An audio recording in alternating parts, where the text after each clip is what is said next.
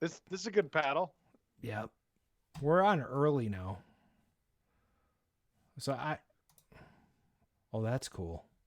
Now this is just a flat, translate. Okay, I'm gonna wait a second. We're on the we're on the air, right? I haven't loaded anything. I haven't done. I have to go to the Twitch. Yeah, Let's me too. take a look. Oh, well, OBS is supposed to show me the chat. I don't know where it is. Twitch.com/arcade. I wish there was a way I could bring up the chat. I'm just directly, my right? phone in case this guy hits me up on this space area. Okay, I think I got it. Wait, no, I don't want to close. I think that would be fun to have happen during the show. This is the part of the show where people are like, "What are these guys doing?" Yes. I haven't used iTunes in like months, so I don't know why that's even open. It's because Brian Edwards. When does this start? Oh, not Twitter, Twitch. Your what hurts? There's some twitching going on. I can show you. Hold on, wait. Check. Sound check. Oh, that's good. Check. I would like to see that. What happened to my chat? All right, this is funny. Hi, guys. Hey, chatters. It's good to see you. We're good. We're glad you're here. There we go. Now I've gotten rid of all the sound outside of here. We're closing this off. So we should talk about something dumb while we're doing this. Oh wait, I had a topic. Cobra Kai season 4. The new trailer's out. The trailer's out. Oh, there's already been 3 seasons? Oh. Dude, you have a lot of fun stuff waiting for you if you haven't watched it yet. No, I've kept up, but I just didn't realize there was 3 seasons. Yes. Hey, instead of products, this one, I think I just need to talk about the visit from the Florida guys. Okay. That was entertaining enough. The Gary story. Okay, first of all, Brian, we don't have a half an hour for your stories. This was good. No, I don't care. I will actually disconnect you from the show if you talk about Brian Jones the whole time. Then I can go get a pizza dinner. Sweet. Oh, yeah. Come on. That sounds like a good arrangement. Winner chicken dinner. Yeah, and you boot me off, and then I win, you win, we all win. Sometimes you're a real asshole. You know that? I don't get this adversarial stuff. By the way, Tod Frye is not going to be pulling any punches tonight. So, just going to tell you, this is not a PG show. Oh, so that means... Oh, it's rated R. It's rated R. Okay, good. Oh, well, then let me change the intro. Hold on. Was he all in? For sure, man. It's gonna be the bossest show ever. Okay. God, I do have whiskey here. Well, you should have some because you are wearing you're a suit right now. I actually have my jacket's out in the car. By the way, Mark, arcaderadio.live is the official Twitch. Is it? Okay. Yeah. So, in fact, whatever we're live, that is the official. I think I put it, I type in twitch.com/arcade radio. Does that actually still take you to? Oh, for sure. It's just a redirect, right? That works. Exactly. But at arcaderadio.live, that's the way to do it, man. You play the guitar on your MTV. Mm-hmm. I see Grinwing in the chat. I see MTS Slayer 72. Ooh, he said a naughty word already twice in the chat. That must be Ben. Hi, Ben. Nice to see you in the chat. Oh, these guys are so... Oh, yeah. Whiskey Flipper's already here. Proc's here. Which one is Ben? Mount Slayer. Who's... I was thinking Mount Slayer 72, but maybe not. Not Ben. Free Play Florida. Jeff, the guru, is here. Oh my gosh, look at all these people in the chat. Chat. Mm-hmm. Yep. Worse. Like right now, Brian's trying to figure out how to pop out the chat. I popped out the chat. Yeah. I'm trying to figure out how to get your face to go away from this window here. It's just trying to pop out the wiener, but it's not. Whoa. Speaking of pop out the wiener. Uh-oh. Of course. That's how I start every conversation. Wait, can I post a picture somewhere? What? Oh, Cloud Scout. We got a new guy in here. Cloud Scout. He is here. That's awesome. Old School 70. I see a lot of new names in the chat tonight. This is great. Hey, guys. Welcome to the show. I got to figure out how to pop out the chat again. Do you guys remember how to do you remember how to do that? You go to chat settings. You just rub the belly a little bit and then you wait and then gross. This is the worst story I've ever Show me the chat. Joe Drosen, good to see you. I haven't seen him in a while. Oh, and it's Ralph99. Hey, he says he's a new name. Welcome to the show. Ground Trooper, welcome to the show. Jeff, High Diver, dude. Yeah, we're going to have Todd on the show. It's going to be freaking awesome. And he's already said he's going to join at an auspicious time. Oh, at 769? Yeah, right. Like right 769. What is that? Is that even a number? I just put... It's not Ben, he says. Not bad, good try. He's laughing. He says worse. We got to figure out who Mount Slayer is. It's yeah. Old School 70. Hey man, welcome to the show. Oh, last time he was on was Howard Scott Warshaw. So that he must be an Atari 2600 guy. He must like that kind of stuff, huh? I like it. Yeah. Are we going to run out of Atari 2600 programmers? I think there's still some more. Oh, there's a ton. Yeah. Just go to Howard's documentary Once Upon Atari or read his book, which is fantastic, by the way. Nice. And I think Todd will talk about the segments that he's in the book, which will be fun. Well, at least I will find them fun. High Diver is an Atari 2600 programmer. Was nice. Was it says I am? Oh, was okay. Was hey. Yeah, I mean, unless your programming hand broke off, I guess. Now, just so you guys know, we have this sort of this bullshit session for the first 5-10 minutes of the show, and then we actually get going. Yes. So you're listening to the bullshit session right now. Hello and welcome to the and part we where appreciate it. Yes, we appreciate it. That's what I was gonna say. You sound the great part tonight. where we're appreciating. You sound great tonight, Mark. Right? Excellent. Thank you. I mean, I can't believe I was walking through Disneyland during the last show. It feels like it was a million years ago. Yeah. Well, last week I was in Florida, and I posted that message about inclement weather, and people didn't believe me. So there was a people that showed up in the chat last week. I apologize. I apologize. We run this show every other week unless we have to take a break. And I had a vacation do-over because I had a really horrible vacation a couple months ago. Yeah, so it was take 2. And it worked out really well. I had a great time. I even played tennis. Nice. Yeah. And I don't know if we should. No, wait. We'll mention this. Yeah. I actually got to go tour Adam's casa. Yeah. Over the holidays. It was fantastic. That's right. I got to see all of the the secrets, the room he's in. I can see what he's facing. I can see it in my head. The projects. Yes, so many of the little drawers are in front of him. Yes. Good times. I still haven't figured out how to pop up my chat. And I unfortunately was passed out when that was all going on. Yeah. No, it is what it is, man. It was. Collapse. Oh, here, now I lost the chat. Did you figure it out? Yeah, I just pasted it into the Skype chat. Oh. And look. Ooh, what was that? I don't know. It says pop out chat. That was awesome. Yes. The programmers don't, make it mysterious. No, well, the funny thing is I've done it it's been 3 weeks since we've had a show. Right. So yeah, getting rusty. I know. It's there. I just have the chat, which is great. So I'm going to kill the video because I don't need that. So it's good. Me too. Yeah, it's good to see you guys. Yeah, I've got the OBS up. I've got everything going. So I hope we got good questions. You guys are already noodling things of what to ask Todd. They're all in my head, and I'm going to wing it. Wing it. Winging it. .com. Isn't there an 80s song called Making It? Making it.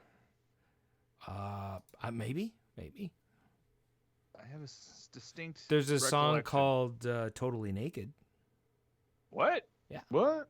Oh yeah, it's a great song. What about that Joe Walsh song that's super famous, where he likes something? Do you know the one I'm talking about?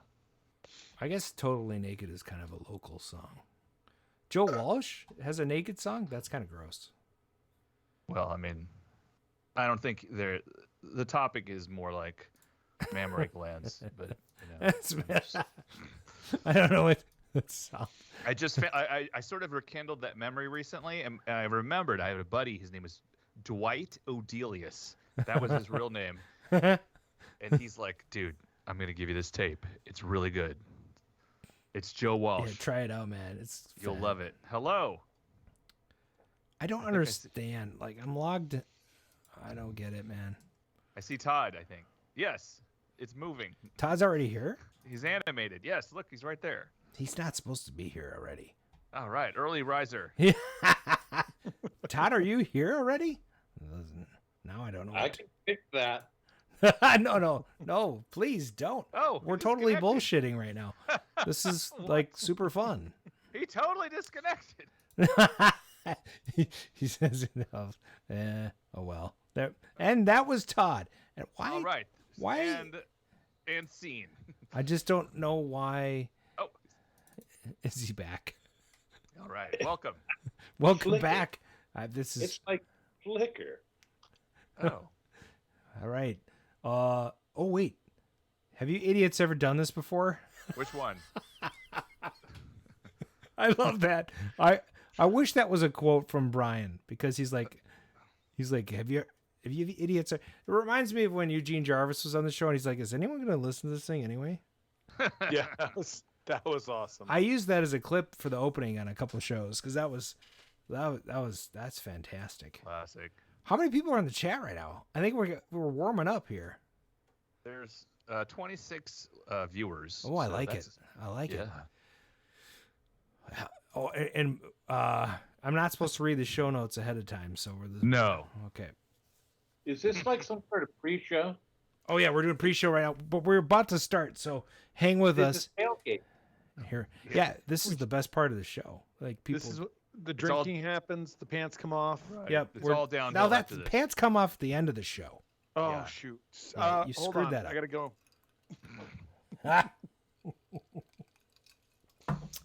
If you don't mind, I'm going to be keeping my pants on. Yes. Okay. thank Well, you. for now, I'm wearing shorts, so that will be. I'm won't wearing be a problem. sweatpants because Van Burnham likes sweatpants. I don't know what that means. Who, Van Burnham? Yeah. Oh. She's totally into them, so like I'm gonna wear them from now on. Oh, really? Well, I'll be right back. Hold on. Hey, what do you? It looks like we've got Brian Jones is in the chat. I've got I can take the pants off. I do have a bucket of light lens covers here on the floor. All right, we're gonna get this show on the road. Everybody, hang on to your pants for a minute, okay? Live from KOYR Studios in Minneapolis, Minnesota, this is Arcade Radio.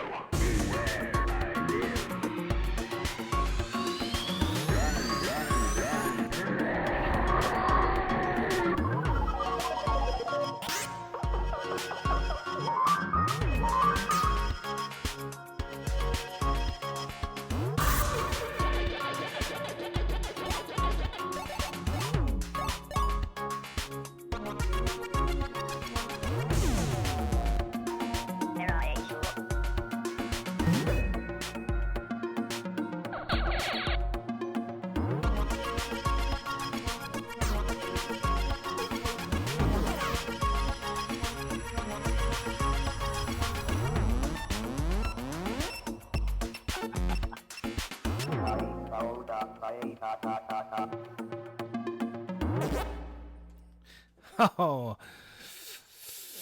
that was chilling. That was the first real cut of that song. So thanks for listening in from the Arcadosphere. This is Season 6, Episode 3 of the Arcade Radio Podcast. Today is Thursday, December 9th. Oops, sorry. 2021, and the time is now approximately 7:29 p.m. Central. I'm joined by my co-host, Mark. They fucking forgot my birthday, Shields. And last and least, Paradise Arcade Chat proprietor and second place runner-up to the perpetual winner, Steve Barbie. It's Brian Thurston Howell Armitage III. And joining us tonight, Atari alum and programmer of the best-selling Atari cartridge of all time, Pac-Man for the VCS. Not only a software engineer, but a developer of hardware systems and even artificial intelligence platforms. Dudes and dudettes, a warm round of applause for Mr. Tod Frye. Welcome to the show. Very well done. Although you skipped you didn't introduce yourself. Who yes. are you? I'm your host, Dr. Adam Frankenstein. Oh. Is that how it's pronounced? Okay, so the first segment that we do is what have you been working on? Mark, why don't you kick us off since you're the only one that filled in the show notes? Yes. So I went back and I was inspired to go to my Discs of Tron 4.3 monitor. I have like a big 22-inch monitor, but it's a strange XGA format. It's got a strange resolution. So I finally discovered the magic sauce of settings where my media player and my scaler and the monitor all are now in harmony. So I'm going to install it. It's going to be awesome. Nice.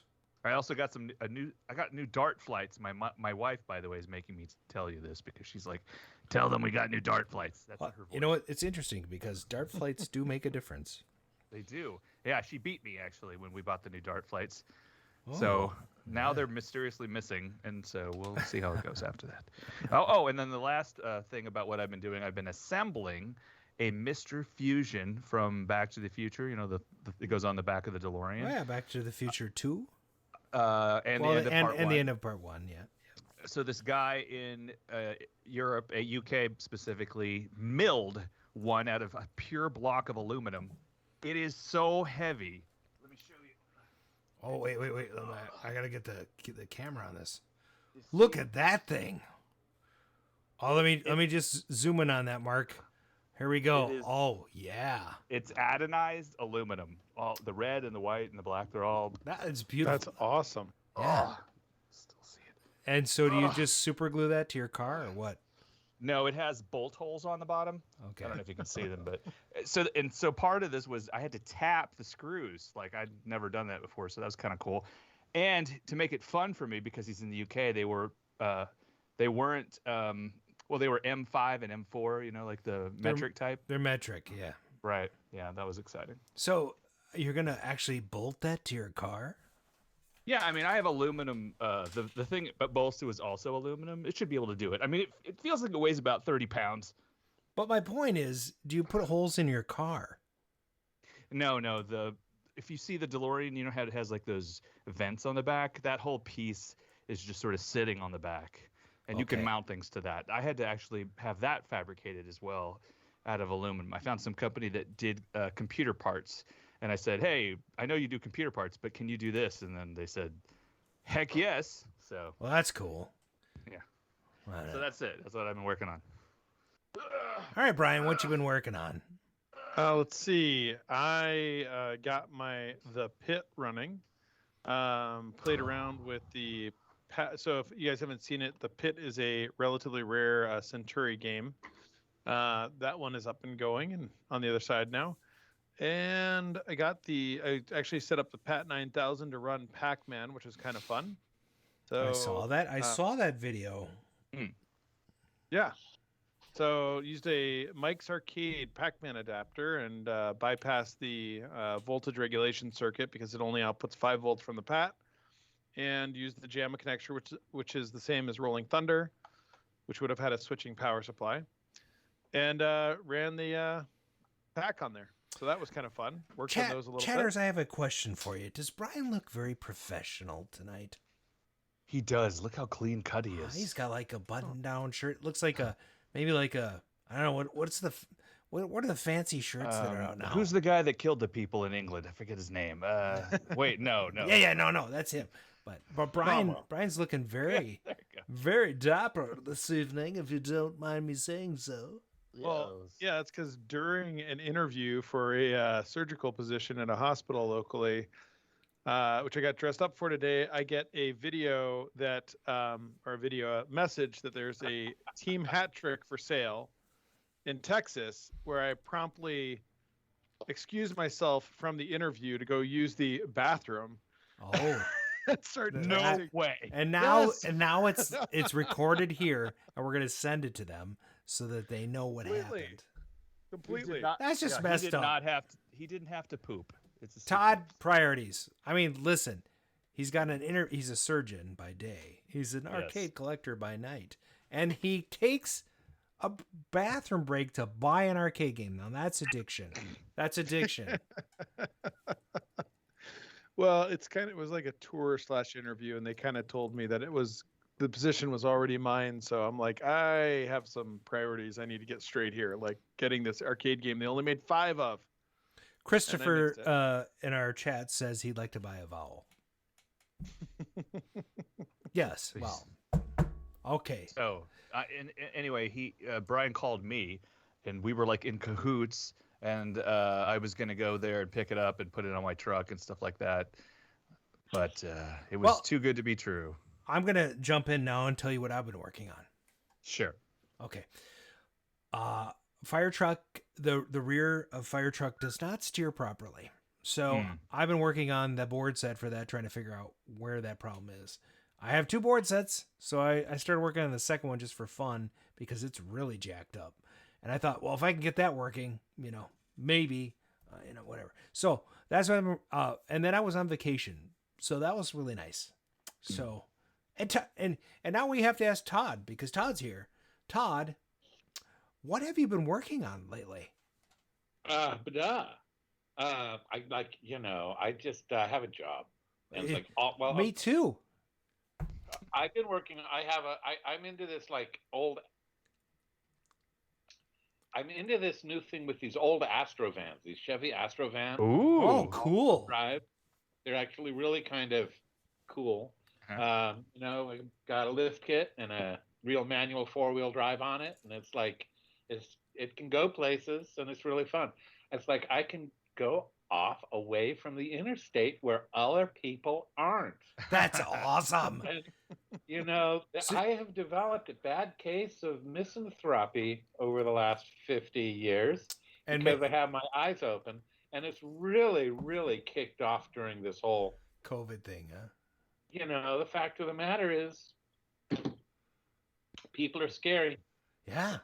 So what you're saying is you're going to join an Astrovan cult.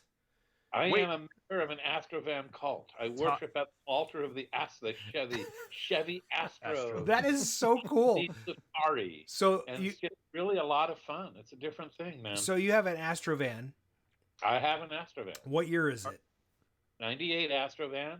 Oh, it's new. Nice. That's practically new. When did they start making the Astrovan? In the 80s? I don't know, like 85 to 2005. Yeah, so I guess you're right in the middle. But well, it is really new. I mean, basically anything made since 1970 is practically fucking that's great. Cool, though. That's really cool. Very, very suspect. Yes. Yeah. Hey, Todd, do you consider yourself a vanner? A vanner? Not yet. Oh, not yet. Okay. I'm a dab. I am like a kind of man of all seasons. I live in multiple worlds. I live in, like I work from home, and I have the van. I'm in California. I love California. And California is great. I've lived here my whole life. Yeah. But we could have like fires and earthquakes, and I just want to be able to drive and get away. It's kind of like it's really, it's like that's very cool. Just it's my mobile man van, right? It's like some people have their own little man caves, they call them, which I realize that's not a diverse, inclusive language, but WTF. Right.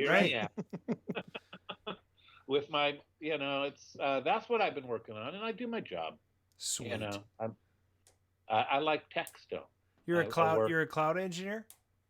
I like to say that I work from microcode to microservice. So I work in low-level embedded Linux and real-time. Nice. Through all the way through the stack up to cloud-hosted databases and machine learning and some artificial intelligence algorithms. A man of many. I just don't, I think it's all the same. You just like. It's data. I always say it because I'm a programmer also. It's like, okay, I'm going to juggle some data. Okay, what language do you want it? Where do you want it? Whatever. It's just going to be like, okay, it's over here now. It's really all a question of what manuals are you willing to read, right? Because I am an RTFM kind of engineer. It's like, I like a lot of people aren't. A lot of people are going off half-cocked, making wild-ass guesses, but I am a measure twice, code once kind of guy. Yes, that's how I get ahead. I read the documentation once, and then nobody else does. It's perfect.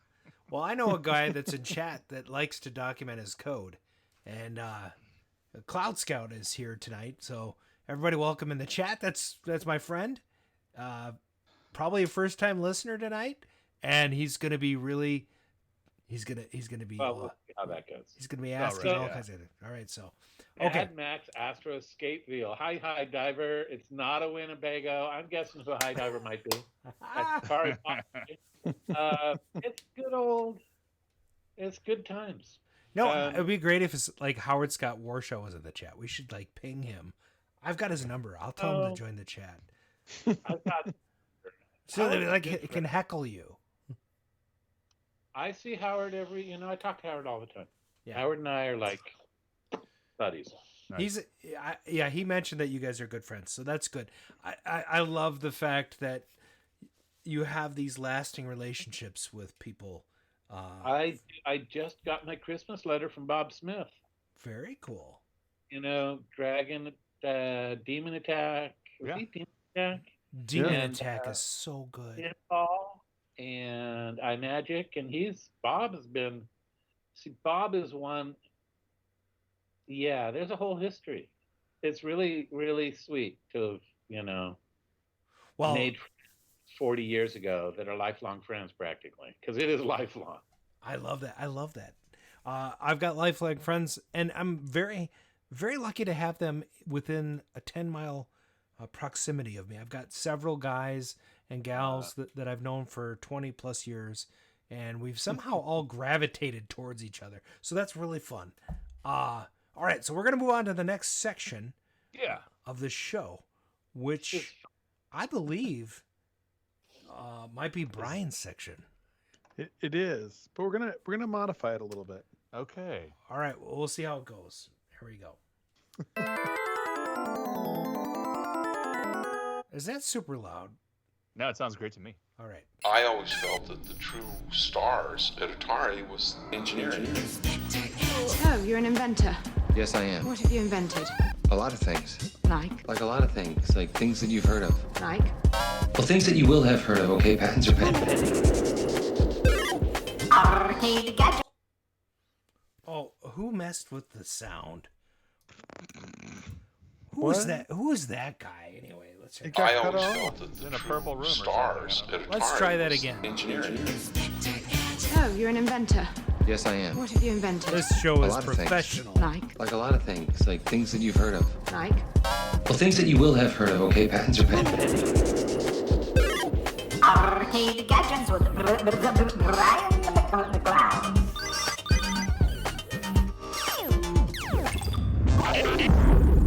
Okay, Brian. Welcome to the gadget segment. Well, I'll give you guys one quick gadget and one soon coming, and then I'll give you a quick story.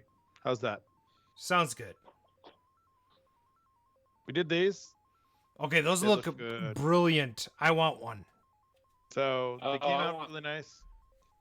And then we are doing these. Oh. So these are coming soon. Those are cool. So this is radar scope. Nice. Nice. My file. I can give you my file for the Hellifier if you want. That would be awesome. So so this is going to be coming, and then I'll show you one more quickly that we found, and we will be reproducing, and like all 6 people might want it. We're doing this one. Okay, so that's actually just cool because I would love to have that in case I get a Zektor one day because that's an awesome game. That's an awesome game. Pulsar, yeah, I knew you were doing those. Yeah. But so anyways, there was a buy that we did down in Florida, got a bunch of marquees, found some marquees that I get to reproduce. I'm super excited about it. They're really clean. The story I want to tell involves some of the people in the chat. What? Nice. So we had a visit from the 2, I use the word gentlemen loosely, from Florida last week. Okay, and, be nice. Be nice. So Brian and Ben came up here and hung out in Minnesota. They decided to escape Florida in the winter, which is like the reverse of what everybody else in the country is. Why would you come up here? And it's he was supposed to come early November. He sends me a message saying if we come at the beginning of December, is it any colder? Better? Yeah. And I'm like, yeah, I'm not going to answer that.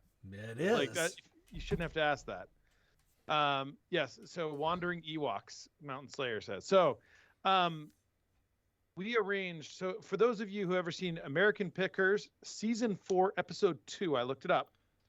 They go to a guy named Gary's house. Now Gary is this eclectic. Did you guys actually go? We did. Okay. So, yeah. I'm going to give a little background on Gary's. Okay. Okay. So Gary's a little north of White Bear Lake. So if you watch the movie Fargo, I'm from White Bear Lake. So north of that is where Gary has a plot of land. And it's probably a few, I don't know. It's probably 10, 15 acres. And and he has semi trucks on there, and he's got old buildings, and they're filled with old arcade games. Like and never maintained. So there's holes in the buildings. Buildings have collapsed. Some of the semis have holes in them.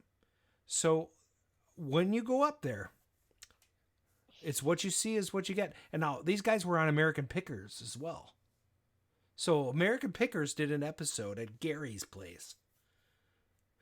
And yeah, you can watch it. So just look it up on YouTube or wherever you can watch that show, because I hate that show. So, but these guys like bought some stuff from Gary, and they like, he's like, we'll give you the blah, blah, blah. And he's like, no, that's worth $800 billion and we're not going to sell it to you. So, but Gary has a ton of stuff and some really rare stuff. So if you're willing to sift through it, you can find some gems. It's getting to be less and less. Right, but what's kind of fun about Gary is that he's a personality in and of himself. Like, I mean, it's just like, it's the experience of Gary. So you go up there and like Adam was saying, some of these are protected from the elements, some aren't. So Saturday we have Paul Saarinen, Tall Paul, call Gary and set up this appointment to go see the stuff on Sunday. And like clockwork, it starts to snow. And I get a message from Paul saying, do you want to cancel? And I said, oh, hell no. No. This just makes it better. I get to see the Florida boys run around in the snow. Well, out in a field with no heat. So Brian is from Wisconsin, so not so bad. But Ben was having a hard time. Brian's a giant wuss. No. So we get, anyways, these guys they're buying. He's in the chat, by the way. He's listening. Oh yeah, I know. Oh yeah. So we had a lot of fun. You guys are jerks. We bought a Fanny Maloon. Yeah, now Brian bought a. Brian Fanny says Maloon, now he's a tough guy. Out of one of the trailers, which is an old balloon dispensing machine, I found a Space Harrier, converted, but it sit down with the seat in another one, which is really odd to find stuff that's rare. And Brian got a Sprint 1 out of another one. Wait a minute, did Brian buy one? Yeah. Seriously? Yeah, so he bought a couple of things that are in the trailer, and Ben bought a monitor. That is amazing. So so we're going all over this place, and we having a great time. We're finding some great stuff. We're just having a blast. We're out in the snow. Gary does the let's go in the barn, which he doesn't normally do. Doesn't always do. He does sometimes. So we go in the barn, and then Brian looks at him and says, "Hey, it's like 5 o'clock. It's getting dark. I've always wanted carnival lights." And Gary goes, "Well, there's some at my brother's. You want to follow me?" So 6 o'clock at night or so, we show up at his brother's place, snowing, 25 degrees out. And Gary starts walking down these paths into the woods in the just darkness. "Come with me." Yeah, that sounds like dangerous. I mean, Todd, tell me what you're thinking right now. You're hearing about Gary. By the way, Todd, let me just tell you, Gary's nickname is Scary Gary. I'm not joking. I'm not joking. Because, like, when he brings you out in the field of, like, broken down arcade games, you wonder if you're going to be, like, a victim of Five Nights at Freddy. Is he going to pick up a shotgun? I mean, it's like, you're a little worried. He's about 6'2", 6'3", and he's wearing clothes that, like, I'm not sure that any layer of the clothing is complete. Like, there's, like, ski pants that are torn on the side with red hair. Some of them, just kind of all arranged so that you can't see skin. Now, Todd wants to say something. So hopefully, if he's going to lock you in a trailer with all these old cleanup games, they'll be powered up so that you can have a good time at that. Well, so we go into the woods, and we're walking through the woods for carnival lights, and there's a roller coaster, like a full carnival roller coaster, like next to us in the woods. Right. And we get to these lenses that are in two giant, like, recycling bins, and we start digging through them for the lights that Brian wants. Now, Grinwing 20 is correct. He is a carny. Mark, have you been to Scary Gary's? Who, me? Yeah. No, I've only heard stories. I know I lived there for 10 years, and I never got to go to Scary Gary's. The next time you're in town, we got to go. So done. I'll go if Mark goes. I'll go. What if I come back this month? I'll go. Really? Done. I gotta go grab a Space Harrier up there. It's still sitting in the trailer. Oh. So we got the full experience. We go out, we get these lenses, we come back, and actually Gary and his brother were so who would have known that Gary and his brother are like Disney fanatics. And so Brian works for the Mickey Mouse Company. By the way, we have 8 minutes before we have to interview Todd, so hurry up. It's going to be very quick. I just asked. I just had to ask Brian afterwards. Was he going to be the big spoon or the little spoon? I was pretty sure he's going to be the little spoon with how much these guys were just. I mean, we've gone so far off the rails with your gadgets. I don't even know what to do. I don't even remember the last time we mentioned the gadget. I think we should. I think we should wrap this up. Trying to buy a digger from him. He's got 2 counter-mounted diggers. He's got a token stamper, and we saw all sorts of whirlybirds for sale. I mean, whirlybirds. Those are cool too. It was a wonderful night. They turned them on. Oh, and yes, and here is the lens, but I can't. I don't know if I can. Can I turn my screen black and white? So I sent Brian a picture of the lens. Do I show him the lens or show him the picture? But you're super high fidelity tonight. I am. Yeah. I mean, everything is just trimmed and it's insane. So plus he's lost like 27 I'll disclose my secret now. I sent Brian a picture of this, but I had made a little rig. Is it a tail light? It's kind of like it's like a carnival light, but I made a little rig for hanging it like this. Oh. And I hung it somewhere not appropriate and said, "Hey, one of your 30 lights." I just can say it's only one of the 30. I don't think we need to get into that. You'll have to figure out which one. I think we're gonna move on to the next section. What do you guys think? Thank you. Please. Back in '82, I used to be able to throw a pigskin a quarter mile. Back to the cave with Time Runner. Why are things so heavy in the future? Is there a problem with the Earth's gravitational pull? Holy crap, we're jumping across the space-time continuum and skipping the news. But it's because we don't have time. Great. So like, who wants to listen? Who wants to listen? Oh, wait, something just happened. I don't know what's happening here. But you can possibly run out of time. The universe is constantly fabricating more of it. I mean, time is a construct. I like this guy. Yeah. Todd is 2 hours in the past with us, so I don't know. Why are we worried? No, like nobody wants to listen to the news tonight, anyways.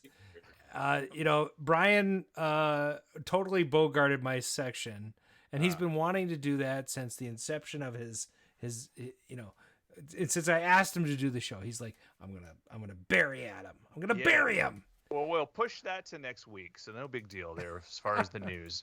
Now, do you want me to read the thing that we were going to do? For sure, that you mentioned? yeah, because I have to make sure that we have everything ready for tonight. So okay, you go ahead and take your time. So Adam pointed this out. We're going literally back to the Cade tonight. The 8 on the Break Arcade in Dunellen, New Jersey, hails itself as the longest continually running arcade in the United States. It opened in 1973, but that arcade is also known for having a system of keeping generations of teenagers in line. Thanks to a lifelong band list. I cannot believe it. Yes.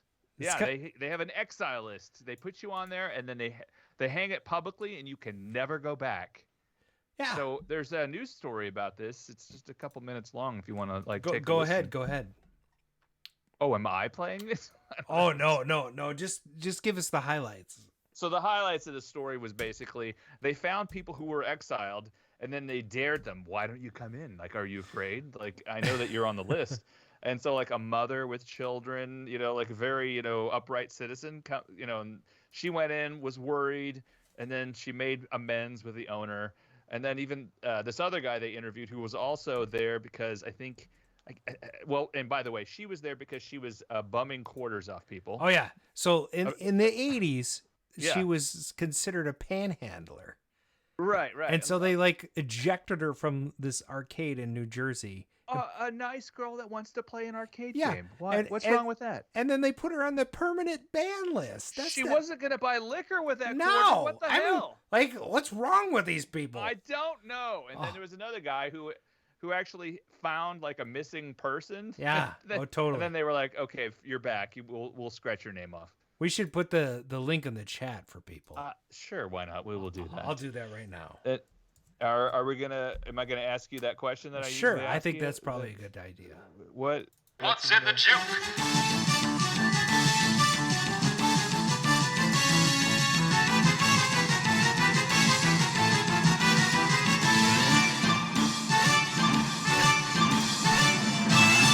Hello, welcome to the season 6 edition of What's in the Juke. It's the game within a game within a podcast. Today we have brain-twisting 80s movie quotes spoken by unusual speech synthesizers. Ooh. If you can guess the movie, you will get a half point. If you can guess the actor that's speaking, or that half originally point. spoke, yeah. If you can guess both, full point. You don't know it, fight. Oh. Now that the fighting is over, let's begin. Okay, that sounds good. Good.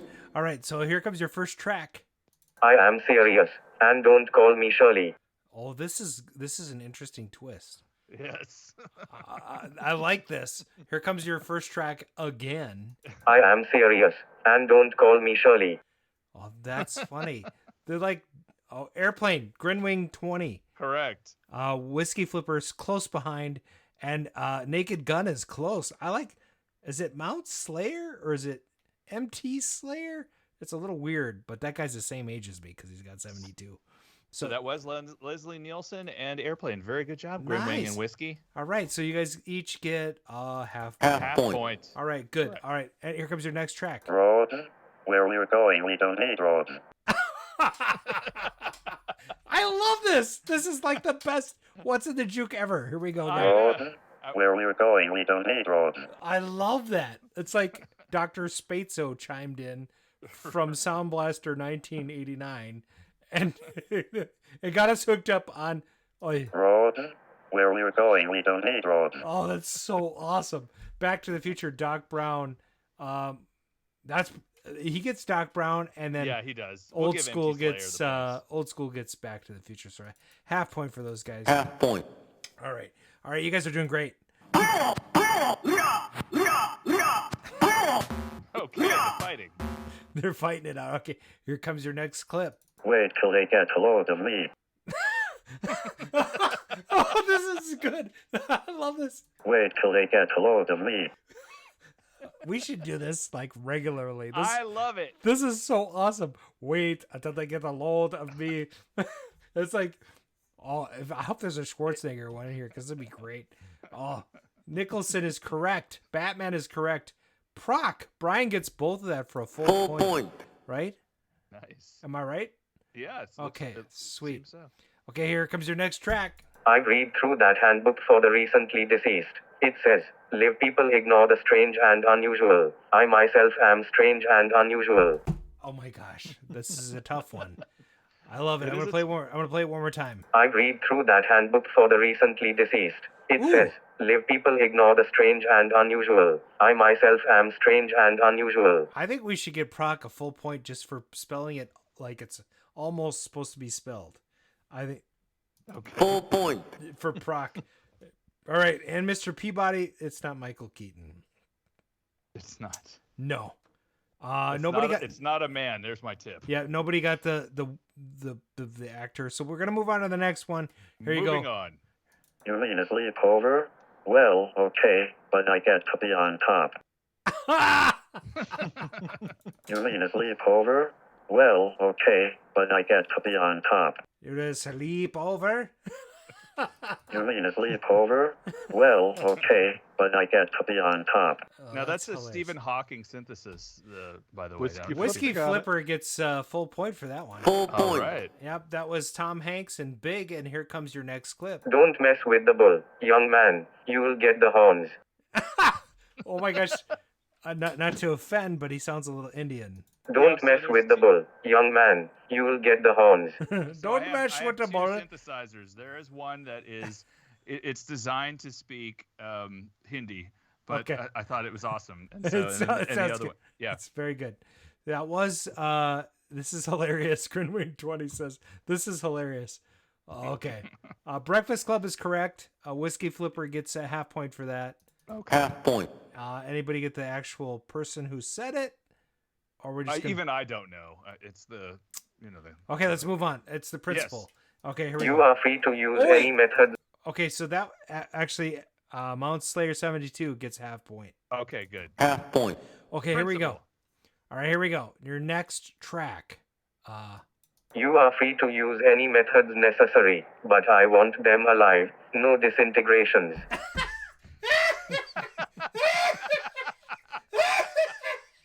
Oh my god. I don't even know what to do about that. That's hilarious. Notice you are free to leave. That's not Mark, this isn't right. You are free to use any methods necessary, but I want them alive. No disintegrations. Oh my god. It's a synthesizer. How dare you? How dare you? Okay, you guys give some points to those guys. Point.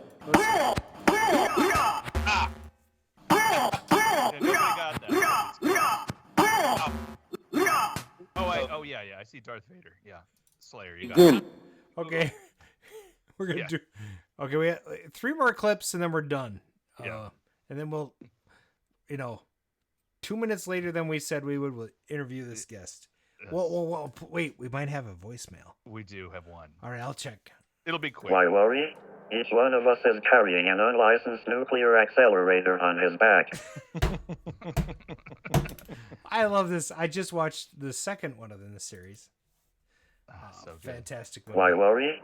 Each one of us is carrying an unlicensed nuclear accelerator on his back. Props correct. You got them both. Egon! Full point. Half point. For some of those guys. Okay, here comes your last 2 tracks. Have you ever considered piracy?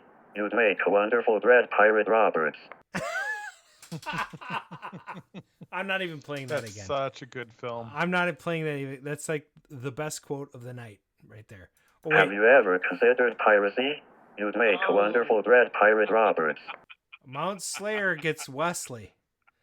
And Grinwing gets Princess Bride. So that's half point. Half point. Okay, here comes your last track. Mark, tell us where we're at with the scores. So Whiskey Flipper and Proc are tied with 2.5 points. MT Slayer has 2 right behind them, and then pulling up the rear, we've got Grimwing and Old School. I love it. Here comes your. This is going to be a tough one. Yes. All right, this is your last track. Yeah. Go ahead, make my day. Go ahead and make it my day. Go ahead, make my day. Go ahead and bake my cake. I love this. This is good. We're going to do this again, right? Yes. All right. Half point. Later. Full MT Slayer point. got Dirty Harry, so wow. All right. And Mr. Peabody got Clint Eastwood. It's a 3-way tie, everybody. Oh my gosh. Tell us who. It's a 3-way tie for the winners? Yes, 3-way tie Oh. between Proc, MT Slayer, and Whiskey Flipper. Congratulations, everybody. Good job. I love it. One voicemail, and then we'll go right to the interview. Okay, so I'm going to check the voicemails. Okay. But we might have more than one voicemail. What? Yeah, we could have potentially have more. Nobody ever calls us. Okay, but if you did want to call us, what's the number? The phone number is, as I look for it quickly, 612-548-GAME. That's 4263 in case you can't spell game. Oh yeah. Yeah. It's going to be a good you know it's going to be a good show when we have more than one caller, right? One of these phone calls I think is for Todd specifically. Really? Yes. For sure. Okay. Well, what's your name? All right, that's good. Thank you for calling 612-548-GAME. This is Arcade Radio. Please leave your message after the tone. Hey everybody, it's your buddy, Bob Zarzadeck, control panel expert and technician. I hear you're interviewing Tod Frye tonight.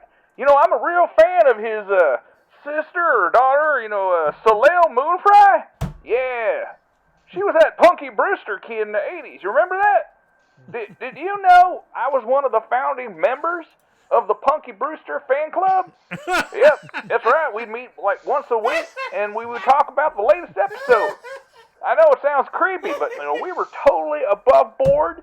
We would rate the scripts and the directors, and of course, if she said Punky Power at least twice, that was a good sign. Hey, Bing Bong. I'm not sure what Bing Bong means, but it's supposed to be super popular, and that's why I'm saying it right now. Hey, tell your friends about that, okay? I'm trying to start a thing here. So anyway, Todd, say hi to your sister or daughter or whatever she is. Great job on being related. Anyway, have a great show tonight. I'm going to hang up and listen. Remind me to tell you about how I escaped that Squid Game Island next week, okay? I'm saving that one, for when you don't have a famous celebrity's bro or dad on, all right? Okay, I think that's it. Zarzadeck out. Oh, I had no idea you were related, Todd. That's crazy. That's crazy. Todd's just dumbfounded. Look. All right. Here I am going to do one thing right now. Okay. I'm going to check the voicemail. For real? Yeah, the real voicemail. That wasn't the real voicemail? Yes, that's the real voicemail. But what if it's not? I don't know anything. What if we got actual questions for Todd? Okay. In the voicemail. Let's record those. Yeah, we should. Well, we don't have to if they're in the voicemail. They're already recorded. Mm-hmm. But you know what I'm saying? Like we could. I mean, in the show notes, I'm ready. Go for it. I'm there. Oh, he has a question. I in the chat. We've called you. Your vehicle warranty is, is expiring. Holy crap! There's like 21 voicemails in here. No, there's not. I never get a message that my warranty is expired. Really? What's your number? Get a message that's about to expire. Ah. I think that's the loophole, Todd. It is. Your vehicle's warranty is about to expire. Right. Yeah, so you should, renew now. Yeah, they have to create that sense of urgency because you're like, oh my God, what? Oh my God, it's about to expire. It's like, which vehicle? Which warranty? All my vehicles have multiple warranties. All right, what I like is when they call me and tell me my computer has a virus, and I'm like, that is awesome because it is in front of me in pieces. Okay, so I think the phone line is actually... I'm not going to tell anybody that, but okay. Yeah, so we're no more voicemails. Okay, good. We're good to go. Yes. So now is the time on Sprockets when we have the drum roll. Where we dance.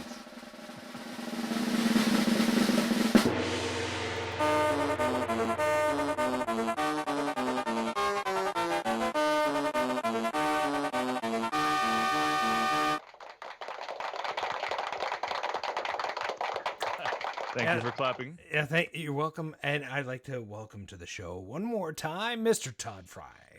So, thank you for joining us tonight. You're welcome. My pleasure.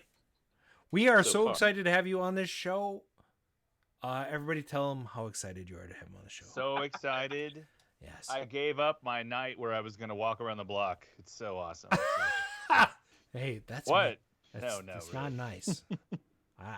I'm not sure. Nice. Okay, so, Mark, I'd like you to ask the first question. So, wait, think about what you're going to ask. And is it really what you want to ask?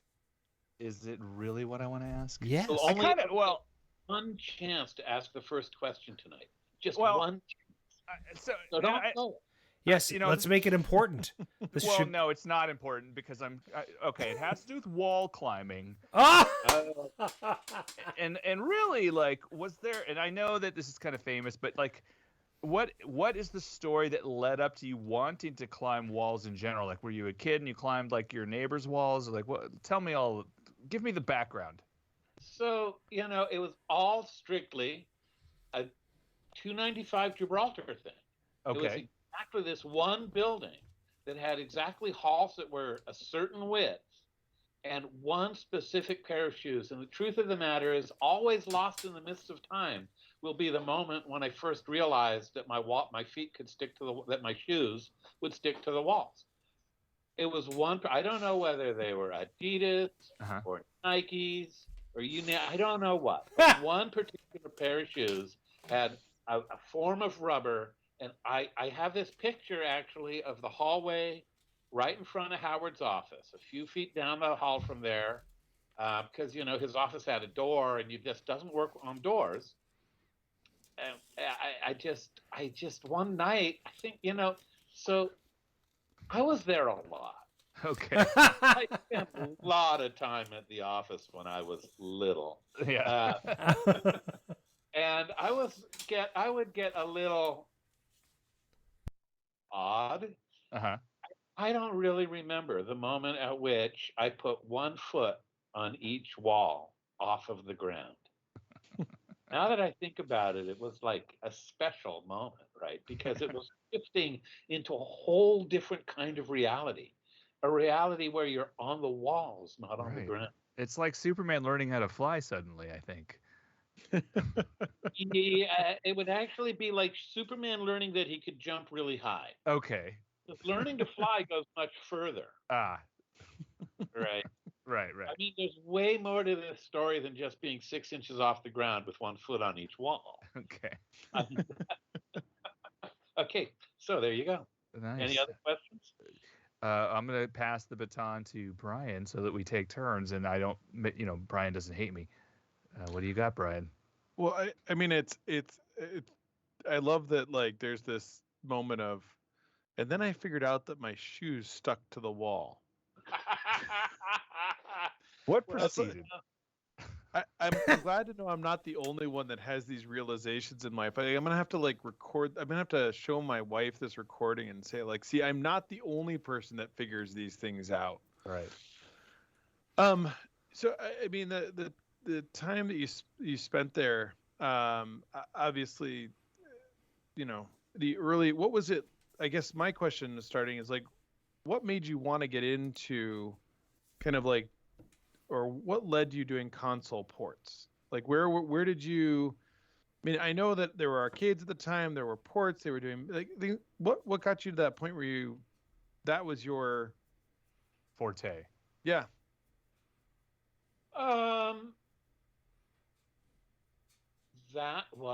It was a job, and that was the work they wanted done. I mean, look, it was a wild, crazy, I am off the wall, banging down the hallway. There you go. With his bum, boom, boom, every time I jump on the wall. But it was a job. We were there, so they told me they needed Breakout on the LCD. That never shipped. I did finish that. It was a heck of fun to write, but that's what they needed. And I liked Breakout at the arcade. And then they told me Asteroids on the 400, 800. And I kind of did that. I did that, and it shipped. And then they told me to choose between Pac-Man and Defender for the 2600. And it was just a job. It was like, this is what we need done. I will do the best I can. And then when it comes to making, a game from scratch, an original idea, I'm totally willing to try that. And I did that. I did that. I worked on a couple of those, but really I got good at, like, Xevious. I did Xevious later. And 3 programmers had been assigned the title and thrown up their hands in despair. So, that's really cool. And I'm not going to name names either. So let's Howard. Oh wait, no. I want to back up a little bit further. So let's talk about, and I always love this, finding out, like, where did you come from before you were at Atari? What were you doing? Like, were you studying? Were you at school?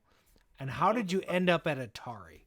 And that just tell us the story, the eventuality of having an interview at Atari.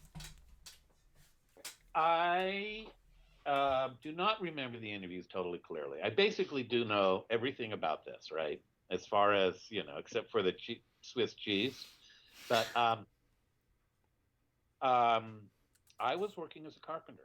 I was working as a fine home builder and high-end remodeling master carpenter. So you were Harrison Ford. Yeah. I was, so my first job was programming. Very cool. My first job in high school, I was working on a database called Damage for the U.S. Forest Service when I was in high school. Oh, excellent. Then I left high school, and instead of going to college, I got a job working with a building contractor building a house for his family. And he just kept me on, and I learned the trade. And he taught me how to work in his cabinet shop, and he taught me, I do foundation to finish, just like I do, like I was talking with you earlier, I do microcode to microservice. It's like, basically, there's some things I don't like to do very much. I don't love digging ditches anymore. Digging ditches is never as nice as fine finish carpentry. But I was a carpenter for my late teens, early 20s. So I basically left a carpentry job with building a house up in the Berkeley Hills for Atari. I decided, actually, the truth of the matter is I had a problem with one of my hands, with my hammering hand. My right hand, the right hand of Tod, was in trouble. The right hand of Tod. That should be your next video game. That should be your next video game. The right hand of Tod. Video game. But, yes. That's a whole nother topic, which maybe we have time for. So I started interviewing. I started looking for a job doing software because since the late 60s, I have been a person who, some people are like the fit for something. Some people are going to be musicians. Some people are going to be athletes. Some people are going to be lawyers. Whatever. I don't know. I'm a computer person. I love programming. I mean, it's like, it fits. It's like a lock and key thing, So even when I was a carpenter, I was a computer guy. I'm a computer guy. I'm just a programming guy. So I went, okay, I got to get something other than this carpentry thing. I'll go find something with computers. And when I'd had the job earlier, there were a bunch of people. Larry Kaplan was one of the people who was working when he was in college, was working at the same place I was working at when I was in high school. and my friend Ian Shepard, who did do the Star Wars cartridge for Atari, not the Star Wars, the Space Wars, 2 ships shoot at each other. Oh, yeah, yeah. He was a really good high school buddy of mine. He was a close friend. He got a job at, now Larry was at Atari. Ian got the connection at Atari, and Ian brought me in to interview. And the fact of the matter is that I interviewed, and they hired me. Nice. So you asked, what were you doing before you got hired? I was working as a carpenter. That's I was great. like building a house in the Berkeley Hills. That's great. And then what happened is, how'd I get to Atari? The guys I worked with when I was had a programming job in high school were working at Atari when I decided I wanted to go back to programming. Todd, you basically Harrison Ford. That's amazing. I love it. Okay. Basically, I'm like Harrison Ford. I mean, he was a carpenter, and then George is like, you should be an American Graffiti. He's like, okay, I'll crash a Chevy, and then I'll become Indiana Jones, and I'll be Han Solo, and I'll just be like the most famous actor. Willow? No, he couldn't have been. Seems like he's getting paid a lot more than us, though. So yeah, but he crashes planes, and I don't. That's true. That's true. I'll be right back. I got to do something real quick. Oh yeah, I do that all the time. So no problemo. Okay, so when he gets back, ask Todd. So there's a bunch of Air World questions. Yeah, there is Air. Yeah, he's like, keep on going. He's right back. So what we're gonna ask him, we're gonna get into. My son was leaving for work. I just hugged him goodbye. I love it. Goodbye. Oh, I do too. Goodbye, son. It was a nice. Good luck on your journey to work. Okay, so it's late. It's like 6 o'clock. He's a night shift. So okay. Whatever it takes, just like me. Right. It's a job. So let's. What we need done. Let's fast forward a bit. Like, just kind of go for it. Let's fast forward. Madonna. Yeah. Oh, yeah. No, we know that. So let's fast forward a bit to the days of brainstorming, and tell us a little about brainstorming sessions and how you eventually got assigned Pac-Man. Well, so brainstorming, I don't know. There's stories about off-sites that include alcohol and drugs in the 80s. Oh. This sounds nefarious. A couple of us at Atari were the only people in all of California who were using alcohol and drugs during the 80s. I mean, they originated at Atari. That's what I hear. Like that's, so brainstorming. So Atari Pac-Man's a very simple thing. There are so there's 2 kinds of things about brainstorming. There were dopers. There was a group at Atari of potheads. I mean, that was basically the scene, right? There was a point, and I was a pothead. Yeah. Yes.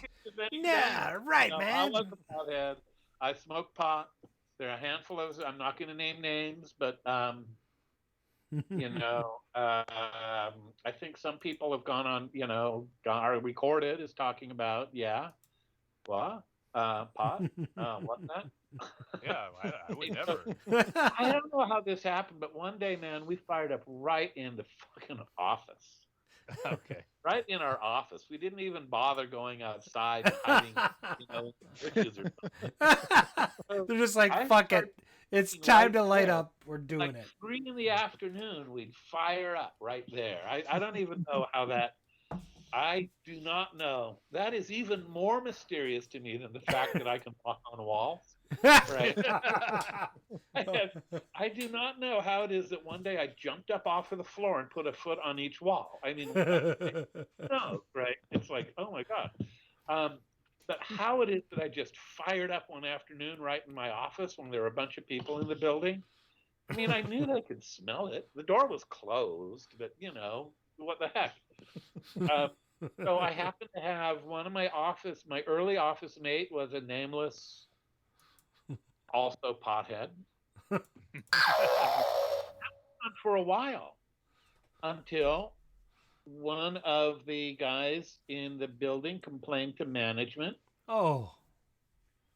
And they got him an office in another building. He got like a whole other office. Sounds like a terrible punishment. Well, actually, that is funny. But so brainstorming was like that. Actually, brainstorming a lot of the time was intertwined. So there were some offsites to come up with creative ideas with people from marketing and shit. And the truth of the matter is that's where I baked up the idea for Swordquest.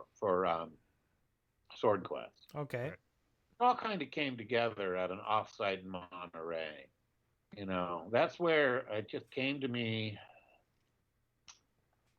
I kind of look at this like Howard and I in particular were working on these kind of action adventure-y games. That is to say, they were his Raiders adaptation. Sure.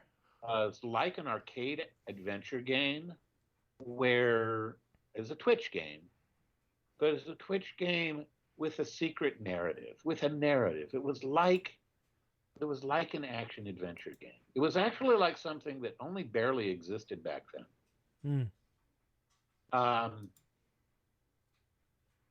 So back then you basically had these Twitch games and adventure, and out in the other world there were text games and some sort of, but Howard was looking at, oh, if you pick this up, then that happens. You know, these kind of puzzle games that were Twitch games. Mm-hmm. Right. And that's what my idea about Swordquest was. But the Swordquest was mixed with, we're Warner Communications. Warner owns Franklin Mint, DC Comics, and Fireworld. We fired up Fireworld. Actually, Fireworld, honest, I'm looking at the chat. Maybe I shouldn't. I actually I am ashamed of Fireworld, and I deserve to be ashamed. Yeah. We'll get to that later, or right now if you want. No, keep going. I'm going to ask you about a few other things before that. Came up with that. It's like a quartet, puzzle, comic books, and prizes from Franklin Mint. DC Comics, Franklin Mint. I don't know why I didn't make them make a movie of it too, because they had like Warner Brothers movies, but I wasn't that grandiose. I'm very modest. And then I intertwined, so that happened at a brainstorming, at an official brainstorming offsite. I don't know if anything else comes from those things. Yeah. But we had an attitude of being just creative and of talking, like brainstorming all of the time. Yeah. It's like all kinds of stuff. We would just, we didn't have to be a pothead to be creative, but it kind of helped. I mean, we'd get together a lot of the time. We were just talking about what can you do? What would be fun? Would this be cool? Sure. What can you do with the tech? Right. Yeah. The tech was very, very limited. For sure. There's a limited number of things you can do with 2 sprites, a ball, and 2 missiles. Right. Yeah. Right. Well, actually, maybe not. So were you approached to do Pac-Man, or did you volunteer to do it? So Pac-Man went like this. I wrapped up Atari 400, 800 Asteroids. Cool. As a cartridge for the 400, 800. Right, which is beautiful. I love how you gave the Asteroids like some beauty, like some. Yeah. I have an 800 XL and it plays beautifully. And it does play. That's actually in a black hole in my mind. It doesn't actually register as. I tried to get it to work at high res instead of medium res. Sure. But between the redraw time and the amount of RAM high res takes, I don't know if I went back and tried really hard, but it came out, and it's actually it's playable. Yeah. Yeah. For sure. And okay. it's much more beautiful. It's more beautiful than the. Yeah. When I first saw it, I was like, oh my God, I didn't know Asteroids could look so good. Yeah. Like, what happened? It's better than the 2600 version. I mean, I like, that's actually the killer app for the 2600, probably. Right. But, so Pac-Man, so how did Pac-Man? I wrapped Pac-Man up, and at that time, Dennis Coble was the boss of that group, of that division, and we were still on Borealis. We weren't over to Gibraltar yet. And I went in, I got my annual review and a teensy raise, which is fine. They took care of that later.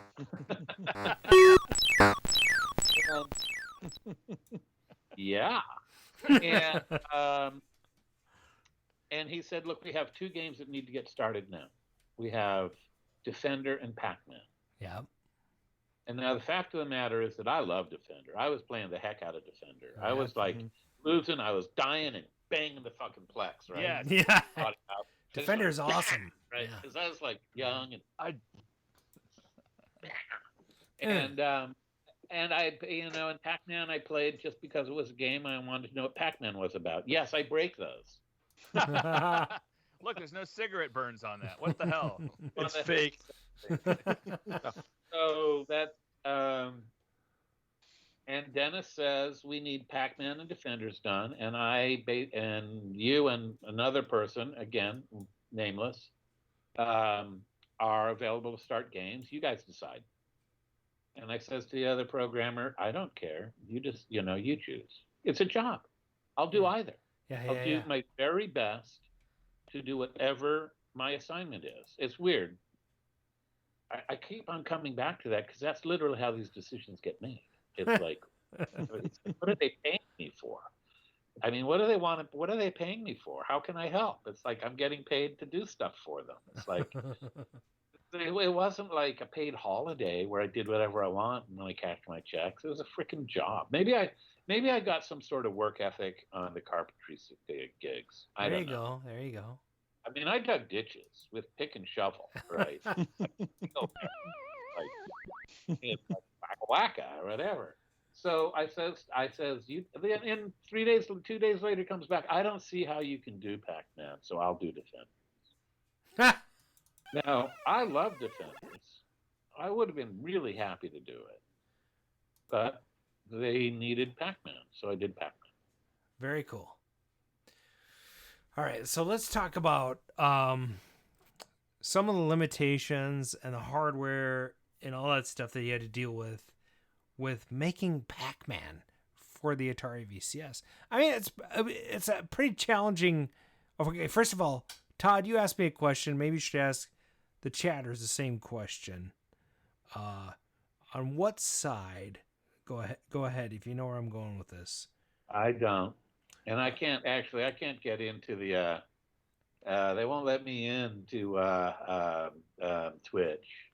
So the interesting thing is Todd asked me the question is, are you on the side of Todd's Pac-Man? Or are you on the side of hating Todd's Pac-Man? Ah, yes. Thumbs up or down. Right? Pac-Man is a deeply... It's like a very polarized discussion. And let me tell you, when I was in junior high and I saw it, I loved it. I'm like, thank God I can eat pellets. Yes. Yes. I was like, I don't care what the differences are. This is badass. And there was nothing else that did it, right, Mark? And nothing was wrong with it. I was like, this is it. Okay, whatever. I know that Atari adaptions are different. Yeah, it's freaking brilliant. Thank God it happened. Yeah. And also, I didn't have an Atari, so my neighbors had Atari, and they had Pac-Man, and I thought, when I saw it, I was like, "There's no other home machine doing this. No other, who else is doing Pac-Man?" Well, there was Casey Munchkin, but whatever. That doesn't even count. That came later, right? Yeah, I don't know. So I mean, here's all of a sudden you have literally a home port of a game that you can't get at home. You guys don't hate it, which is bad. I have a whole thing about why stuff not as much as everyone says. Howard tells me it is a complete waste of time. What? I say, like I was saying earlier to someone, the universe is constantly fabricating more time. Like photons land on the Earth, they drive this ecosystem, and they pump blood sugar into me through the economy, and here I am. Yes. Out of light. I'm converting solar energy. I work for a solar power company, but I'm converting photons to time, to human lifetime, right? So I have a human lifetime, plenty of fucking time. I actually...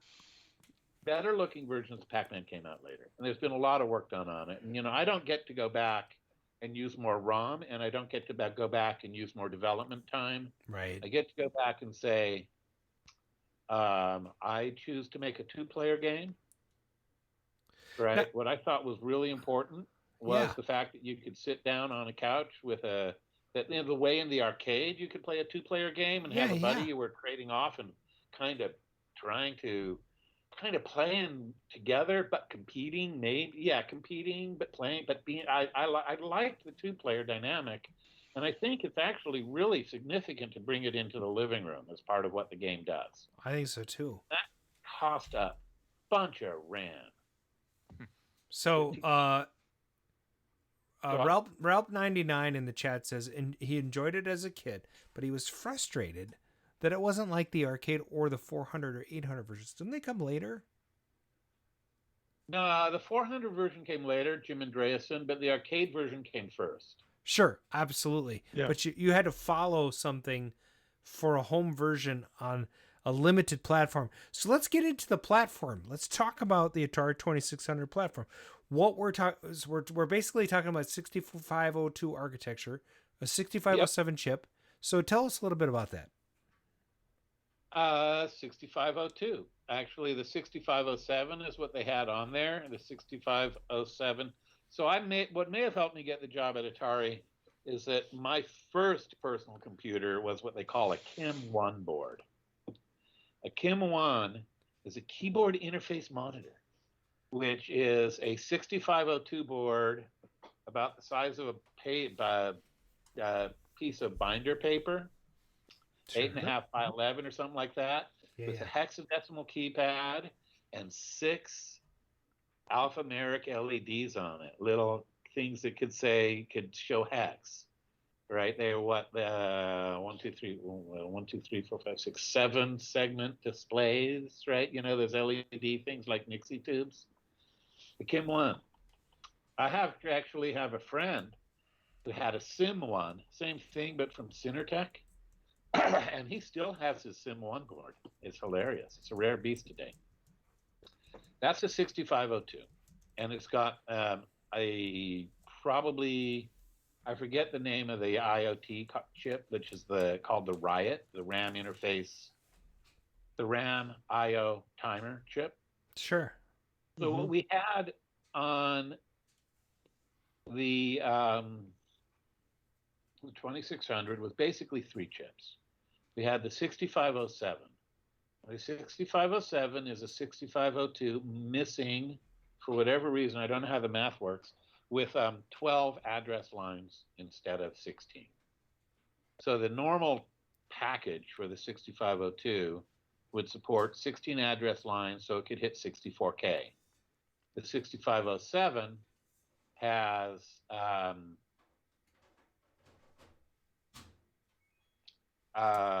sorry, I get distracted. I'm going to stop being distracted. It's okay. Has fewer address lines. I think it's a little bit cheaper. It may even be, but basically it's a 6502, which I think is a real sweet processor. People call it the first RISC processor now, and it might be. I don't know. I actually, honestly, never really learned to program a Z80. I never really learned to program any of those other 8-bit chips at the time. I'm a 6502 kind of guy. I like the looks of the 6809 from Motorola, but it was a job, and I programmed on the chips they paid me to program on, which were the 6502 architecture, because that's what Atari was using. Yeah. They used that in the 400, 800. That was a 6502 with all of its address lines. And then there was the Riot chip. This was just a part from MOS or whoever makes these. I forget the details. And it had it had what I lovingly call a kilobit of RAM. A whole 1,000 bits of RAM. Wow. Organized as 128 bytes. And then it had some software, some hardware timers. These are all memory mapped into the 6502 address space. So I forget exactly where the Riot chip memory maps in, but it also has the digital lines that are used for, say, the switches. These days we'd call them GPIOs, general purpose input outputs. I guess they were GPIOs. And those are on the Riot chip. And then there was the TIA. And the TIA was the secret sauce. It was the programmable television interface adapter. Now, what I find to be really interesting, I could go on about this for far longer than you want me to. But what I find to be really interesting is that before Stella, they used custom hardware for all of the games, right? Games were just, like Pong. I don't know exactly what Pong is, but it's maybe 1, 2, 3, 4 counters, and that's it. Sure. Yeah. Right. Yeah. And some stuff, right? Because you need to count, and a little bit more. Oh yeah. And the horizontal and vertical counter is where it's going to, when it's sweeping the beam, it's just going to trigger the electron beam on or off. Right. So it just goes, if this counter is on, then and this counter, if the horizontal counter is on and the vertical counter is on, runs them through an AND gate, and then pops that on the freaking CRT. It's like custom hardware. It's just a couple counters. And the paddles are kind of the same thing. There's a counter for its up and down. It's like if the electron beam if the counter says I'm over on the left side of the screen, and the vertical counter says I'm this far down the screen, and the position counter set by the knob says that there's a paddle, it's all custom hardware. That's the classic story about Steve Jobs and Steve Wozniak, how they were basically paying a bounty for chip count on the Breakout. For Breakout, yeah. And Steve lied to Wozniak about the bounty for reducing the chip count, right? It may be freaking true. The story I've always heard is they paid $3,000, and he told Woz it was $1,000, gave him $500, whatever. But the thing is, that was hardware. That was a custom designed board. Yeah. So what Atari was first developing as a home console was actually a thing that would use ASICs instead of ROMs. Yeah. So they had this cartridge called Fran that had some of the it had the controllers, it had the controller ports, and they plugged in, and the switches, and the paddles would plug into it, and it would generate the TV signal. A lot of the circuitry that a custom piece, that a coin-op game would have had then. And then all of the custom digital logic that makes the game actually happen, all of these counters and AND gates and blah, blah, blah. That's it's like Breakout. It's just digital hardware. It's like counters and flip-flops. Is this brick on or off? This brick on or off? Is the ball counter greater than or less than where this brick's counter would be? It wasn't. There's no CPU in it. There's no computer. It's funny because my friend Cloud Scout says, "Sweep the leg. I mean the beam." Now the funny thing is, there's some architecture that wasn't in the Atari that I asked you about. Improperly, I was wondering if the Pokey had anything to do with the Atari, and of course it didn't. It did, but not with the VCS. So what I want to say, I'll just wrap this up. They had this cartridge-based thing where you would design a chip for each title. And it wouldn't be that big a deal. You'd just make an application-specific IC. You'd take what would have been the chips that were on Breakout, and you'd design it, all of those dozens of chips. You'd design some hardware that would do combat, which the original combat didn't have a computer in it. It was just digital hardware. Right. So what I find really exciting is we were right there, and up on the roof of our Boryegas building, where a mix of people from coin-op and consumer would meet to smoke joints on the roof. That was better than smoking it right in your office. Right. There was a pile of prototype hardware, including early Pac-Mans and it was called Frans. And we were right at the point, so this will bring me back to the hardware on the board. We were right at the point where actually we were using the microcontroller as a digital logic replacement device. Cool. You look at it, the microcontroller, you can add, you can shift, you can do counters, you can do comparisons. So functionally, when we build a ROM, we are actually designing a digital circuit. So functionally, and this is like kind of esoteric. It's an esoteric view of it. But the TIA chip had just enough stuff, counters and comparators running into it, that it could calculate the horizontal position of a shift register. This is what a sprite is, right?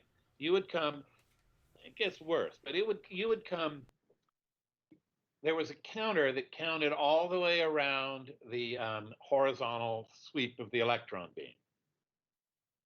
And you had an instruction that would stop the CPU of the 6502 until it was all the way at the left edge of the screen, actually off a little. So you could sync the code. This was the H sync or the W sync. It would wait until the horizontal sync and then start your program up again. So you could count the number of cycles that your program took from the horizontal sync and do things. So the way you did horizontal positioning on the VCS is there was a horizontal reset command that would clear the counter. Every time the counter got to 0, it would it would start to put the sprite on the screen. So you would like wait your code until the very left side of the screen, count out a specific number of cycles from the left side of the screen and clear that counter. And on the next line, it would zero out at that point again and start displaying the sprite, which was just a register you could write bits into, which was a shift register. It would shift them out and dump them on the freaking electron beam. It was like totally fucking cool. I mean, it was insane.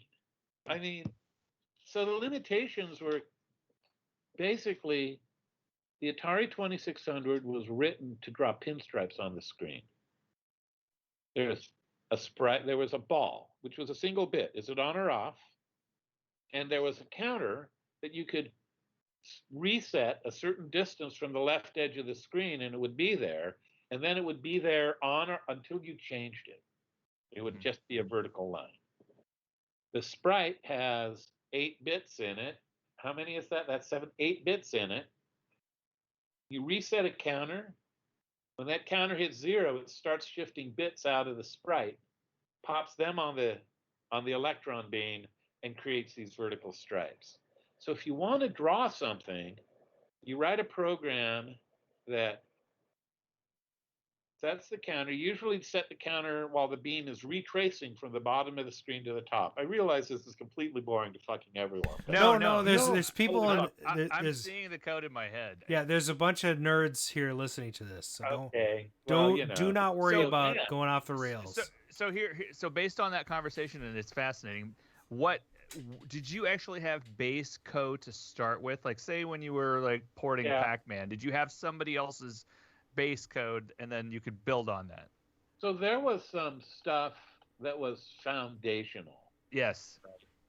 For instance, in NTSC, you have to kick out a vertical sync signal, right? We were really close to the NTSC signal because your camera and your broadcaster is kicking out this vertical sync signal, a few lines of like some specific voltage way up while the electron beam is traveling from the bottom of the screen back up.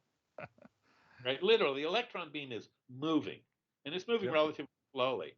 So there was code to set the VSync, wait 3 lines, clear the VSync, and then that aligns the computer with the top of the screen. And then you put a value in the timer on the Riot chip, which times out, which is set to reach 0 when you get to where the electron beam is at the top of the screen now. And that's when you have to start changing registers to make your picture. Right.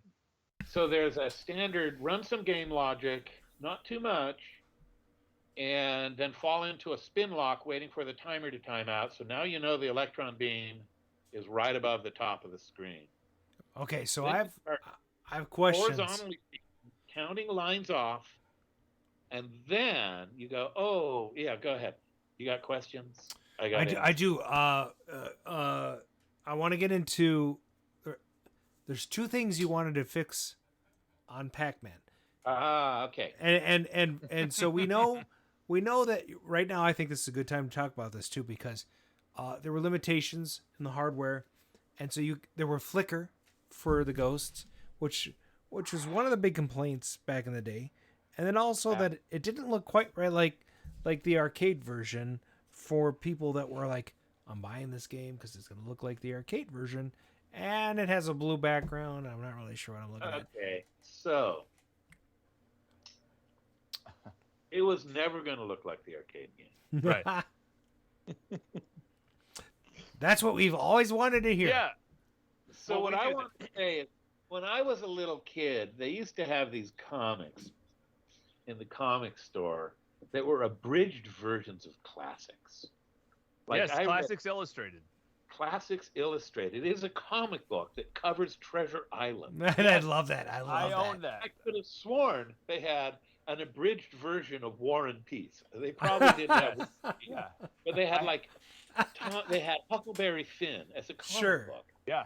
And it actually conveyed the essence. And these aren't cliff notes. These are for I was 6. And it was the story of Treasure Island. It's the abridged version.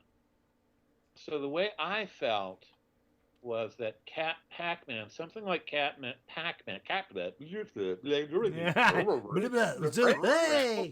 Okay, wait, there I am. Phew. Wow, okay. Good. I knew it was never going to be the same as the arcade. We weren't expecting it to be the same as the arcade. Well, it's the Atari 2600, right? You have limitations. So a couple of things were happening. Let's be clear. The Atari 2600 was made to do several games that were in the arcade, state-of-the-art arcade games in 1975. Sure, 1975. It could do air-sea combat. It could do... But it wasn't designed to do 1981 Pac-Man. So what happens is 1981 Pac-Man was a board this big. Sure. I'm sitting there with 128 bytes of RAM. They got custom video circuitry. Was Pac-Man 80? Was Pac-Man 80? $1 million. Sure. Sorry, I answered the question. Go ahead.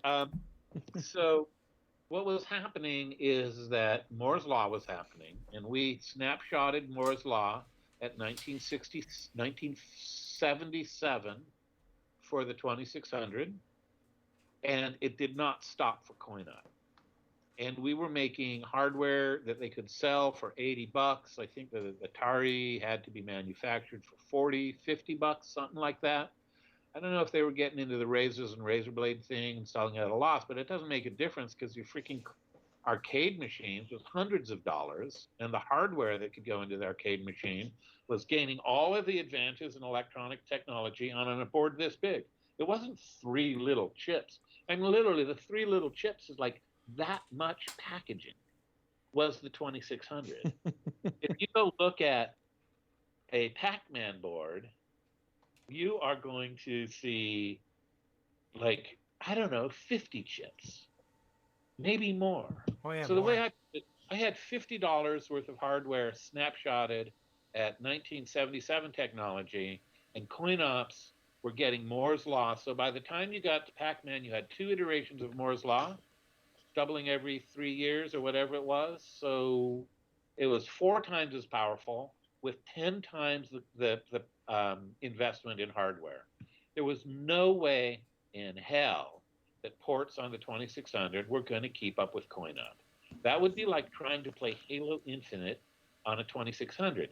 Now, it happens that Hayes did do a variation who works on the Xbox. He worked on the Xbox. I think he's retired now. He did do a homebrew cart of Halo, right? But it did not look anything like the Xbox. No, not at all. So, two things I wish, really. I never crossed my mind that I would consider dropping 2-player. Just who I am and what I thought the abridged version had to be, I really felt it had to be a 2-player game. I really felt that the fact that having fun playing with your pals part of the game, I don't know if anyone else had that experience ever, but it just felt like not on the drawing board. It didn't feel like it was on the cutting block. And in the arcade version, when you die, you come back where you died. This is where all the RAM goes, right? Because I kept your map from where you lost and restored it, just like in the arcade. And that cost like 20 bytes of RAM. I mean, it costs 20 bytes of RAM to have a score and a bitmap and a level. And that's like we're starting to talk like a fifth of my RAM just for a player state. And this is insane. Yeah. Right. So I did want to fight the flicker. Flicker fighters. And I actually spent the first couple of months on Pac-Man writing a bizarre custom version that later became that you could reposition the sprites. You could reuse them. Normally games had just 2 objects on the screen, but there was nothing to prevent you from going and repositioning them halfway down the screen and then redrawing them with a different image in a different position. And I was doing that with the Ghost. So it's going to make it, as long as there are not more than 2 objects on the screen at the same time. If there were only 2 objects, there wouldn't be flicker. If everything was vertically separated, there would be no flicker. If the ghosts were above 1, 2, 3, 4, and you were below, there doesn't have to be flicker. And people do this now. The homebrew guys are really into this. They've had the benefit of 30 years to work on different tips and tricks. Yeah. It was my first 2600 game. And I was there. I had the display so I could do that, and I was working on the algorithm for figuring out which sprites should be drawn on which screen, depending on whether they were bumping into each other vertically or not. And my boss at the time looked at it and said, well, that's interesting. That's really interesting. No one has ever tried anything like that before. And I went, and he went on actually to use the exact same approach in Asteroids, which was his next game. And I went, well, fuck it. I'm in a hurry. I was behind. So I said, I'm just going to flicker. And I feel bad about that. I've gone back later, and I had 4 objects. I could do 2 at a time. I could have done everything on the screen 40% of the time. I could have done 1 and 2, 3 and 4, 5 and 1, 2 and 3, 4 and 5, and in 8 screens, all 5 objects would have been on the screen, or something like that. I'd have to do the math again. And I wrote that code and presented it at Portland Retro Gaming Exhibition in a talk, and it was only like 15 or 20 bytes of code and maybe a byte of RAM, which I might have been able to squeeze out, but I didn't. Hindsight's not. I'll tell you, on the 2600, hindsight is not 2020. 26. So the other thing that really happened is that there was a semi-formal rule at Atari that you could not use a black background unless you were a space game. So, like Defender that was black background. It was because they had aliens. You were not supposed to use a black background because you guys will get this because of phosphor burning. Yeah. Oh. So like a track mode where when you weren't playing, we changed all the colors around. But there was this unwritten rule. It was a semi-unwritten rule. It was a rule against black backgrounds. That's crazy. And I didn't even pause to go, wait a second, what are you talking about? This is Pac-Man. Yeah. Blue maze on a background. And so what I'll say is this: these are rehearsed fucking defenses of Pac-Man. Okay. Defense of Pac-Man, the Battle of Midway, the Battle of Atari, defense of Pac-Man. Okay.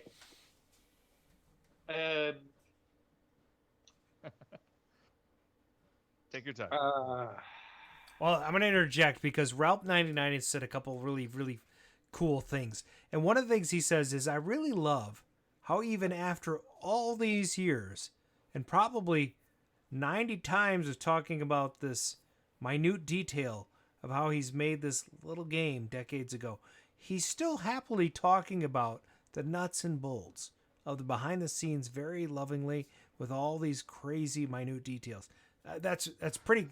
I mean, he's spot on. I'm like, you're passionate about this, and you and I were talking before the show about the technology and how the limitation and your two biggest complaints are, if you had it to do over, you'd make a black background and a blue maze, and a little less flicker, and a little less flicker. That, I mean, those are admirable like goals, and you talk about the homebrew community. And there's a guy by the name of Bob Zarzadeck who does these Pac-Man. He just does phenomenal things, mostly on the 7800, but he's also done some 2600 stuff. 7800 is not fair.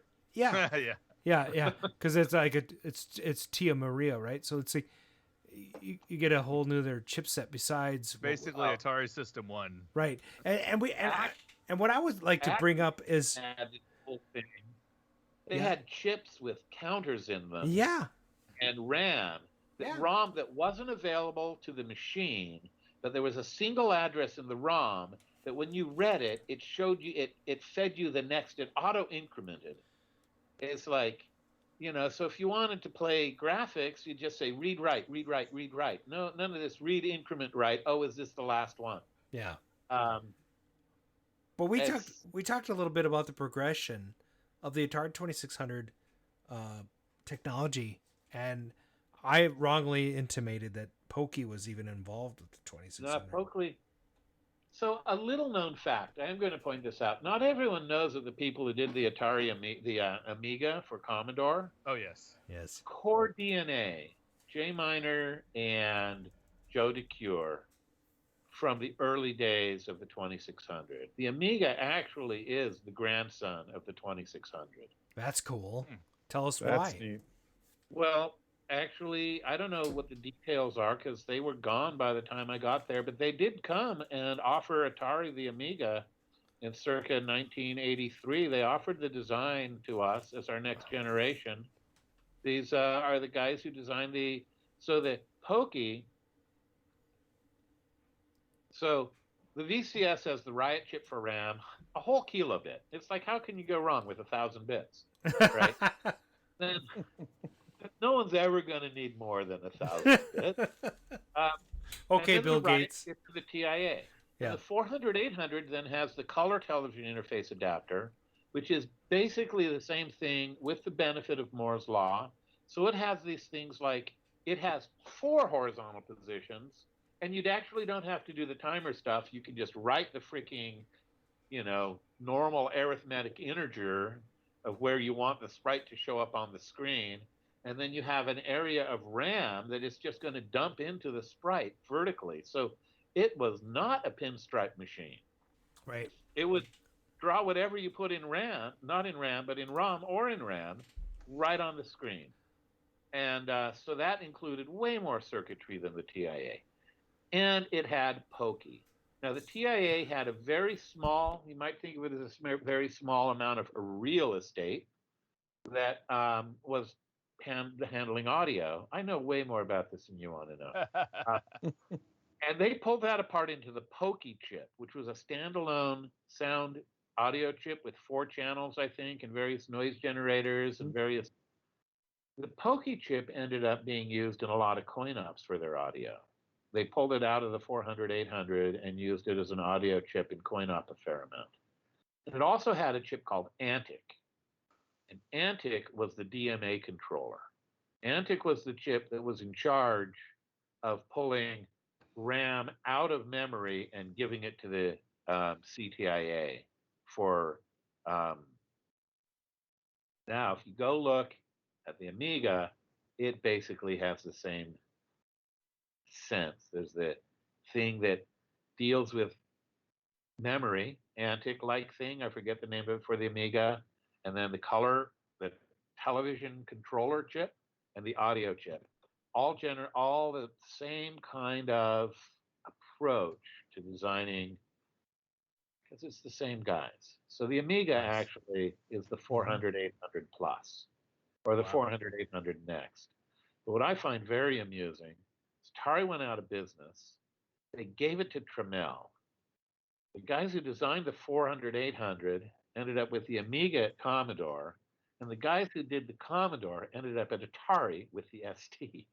So actually, what happened there is the design families switched. It's crazy. That's the kind of stuff I care about. I think that's awesome. Yes, I use bank switching in Xevious. Sweet. So hey, there's a couple other questions some folks have asked, and this is more modern stuff. Proc has asked, and actually, let me just pose these two questions. Proc has asked, does anything of Airworld still exist? And Ground Trooper also said, are you ever gonna restart or start Swordquest Airworld? Oh. I started Swordquest Airworld, and I got as far as getting in. So it was based on the I Ching, or the story was oriented around the I Ching. Mm-hmm. So what I was really going for was whether I could find a way to make an emergent gameplay engine based on gameplay that would be generated by the hexagram you're on. The I Ching has 6 yin-yang lines, which means it's a 6-bit binary number. Okay. And it's actually separated into 2 sets of trigrams. So the hexagram of 6 lines is a little 3 lines, 3-bit number. And I was really working out this way. I really wanted to do this thing where the gameplay in each room made sense with relation to what the mythology of the I Ching was and what the binary bits of the yin yang were. And then they yanked me off of that and put me on Xevious. Damn it! Now, it may not have been doable. Okay. There is actually, Atari is looking at doing some stuff for the 50th anniversary of Atari. Right. I don't even know that they can still call themselves Atari. But there is some people, I think the ultimate current landing spot of the Atari name, and they're looking at doing some, and there's some talk about wrapping up. If I want to do Airworld, I think Atari actually owns the copyright for AIR-WRLD. Wow. WROLD. That is right. Okay. Airworld. Well, I would have to do something like AERWURLD. Yeah. But it's possible that I will be able to find. I would consider doing a game, but it's really freaking hard, and I have a great job. I work for a solar power company. It sounds great. Right? Yeah. And I have a great job helping people power their houses in a less carbon-intensive way. And fact of the matter is that the way I like the 2600 is really, really mind-numbing work. So out of, I am way more technically oriented than Howard. Howard is gameplay first, and I'm gameplay and twitchy tech. And it's like, there's wizardry. Howard's a wizard. Rob is a wizard. Dave Crane is a wizard. Dave Crane. Weren't we going to talk about one of your iMagic? Well, we probably already did. But Dragon. I mean, you had a connection with the iMagic guys. Well, the iMagic guys were friends when they were at Atari. I'm still good friends with Bob Smith. I just got my Christmas card from him today. That's so awesome. Probably, the interesting last bit of my 2600 I would consider doing a game, but it is a shitload of work. I've gone back and started and done some. I have some really interesting, bizarre tech. The stuff that I did for Ball Blazer, I had an amazing Ball. Now, Ball Blazer had a pokey chip on it. It gets robbed from that cartridge often. Yes, but I had an amazing kernel. I don't know, somewhere at the end of my 2600 time, I just fell into doing fancy tech. Almost like I was writing engines for other people. Yeah. People were using my kernel tech for their games, an unusual amount. So it was like we had little starter kits of software that you could cut and paste. Sure. The 12-character kernel, the 6-character kernel to display scores, timing loop. I'm going to let you guys go. It's like it's late for you guys. Oh, we're fine. We're fine. Yeah. I ended up working directly for Nolan. Yeah. Which company? Right along 78, Nolan somehow sweet-talked the Trammels. I have no idea how you could do this, knowing what I didn't know the Trammels, but from what I've heard, into paying him for a few Nolan Bushnell special Atari 2600 games. Pretty sure that the Trammels had a warehouse full of Ataris. What? Which by now were 12 years old. Sure. And they wanted some new content. He talked, I don't know what the fuck. Right? He had all these killer ideas. Yeah, so I did Save Mary for him. Save Mary, I think, is one of the last ever completed actual 2600 games of that era. Professionally developed professionally. Insofar as I could be professional, you can make up your mind about the possibility of that. Save Mary, Nolan's idea was to do a time-pressured Tetris. Oh. So that's cool. I mean, that's awesome, actually. That's blowing me away over there. So there was water filling up here with this little woman named Mary down at the bottom. And you could pick up pieces and drop them to build a tower. And you had to build it in a way where she could climb up, until she was high enough for the helicopter to pick her up. Oh. So it was time pressured. And it actually was Nolan's idea. We're going to save Mary. It's going to be Tetris, but you have to hurry. That's great. And I did it on the 2600, and that was fun. And also, there was a pistol. There was a light pistol for the 2600. He was trying to get them to sell. And I did a tech demo called Shooting Gallery for him, which was a bunch of games where you shoot at stuff. So I worked directly with Nolan right at the end there. And I worked directly with Nolan on an episode of Arcade Radio, which... No, you didn't. No, you didn't. So there was a question. Would you ever have any interest in working with one of the modern game engines? Have you ever looked at that, or have you ever thought of that? That was one of the questions from the chat. Like Unity, Unreal, whatever. Unreal 5. I am familiar with those engines, and I would be interested, actually, in...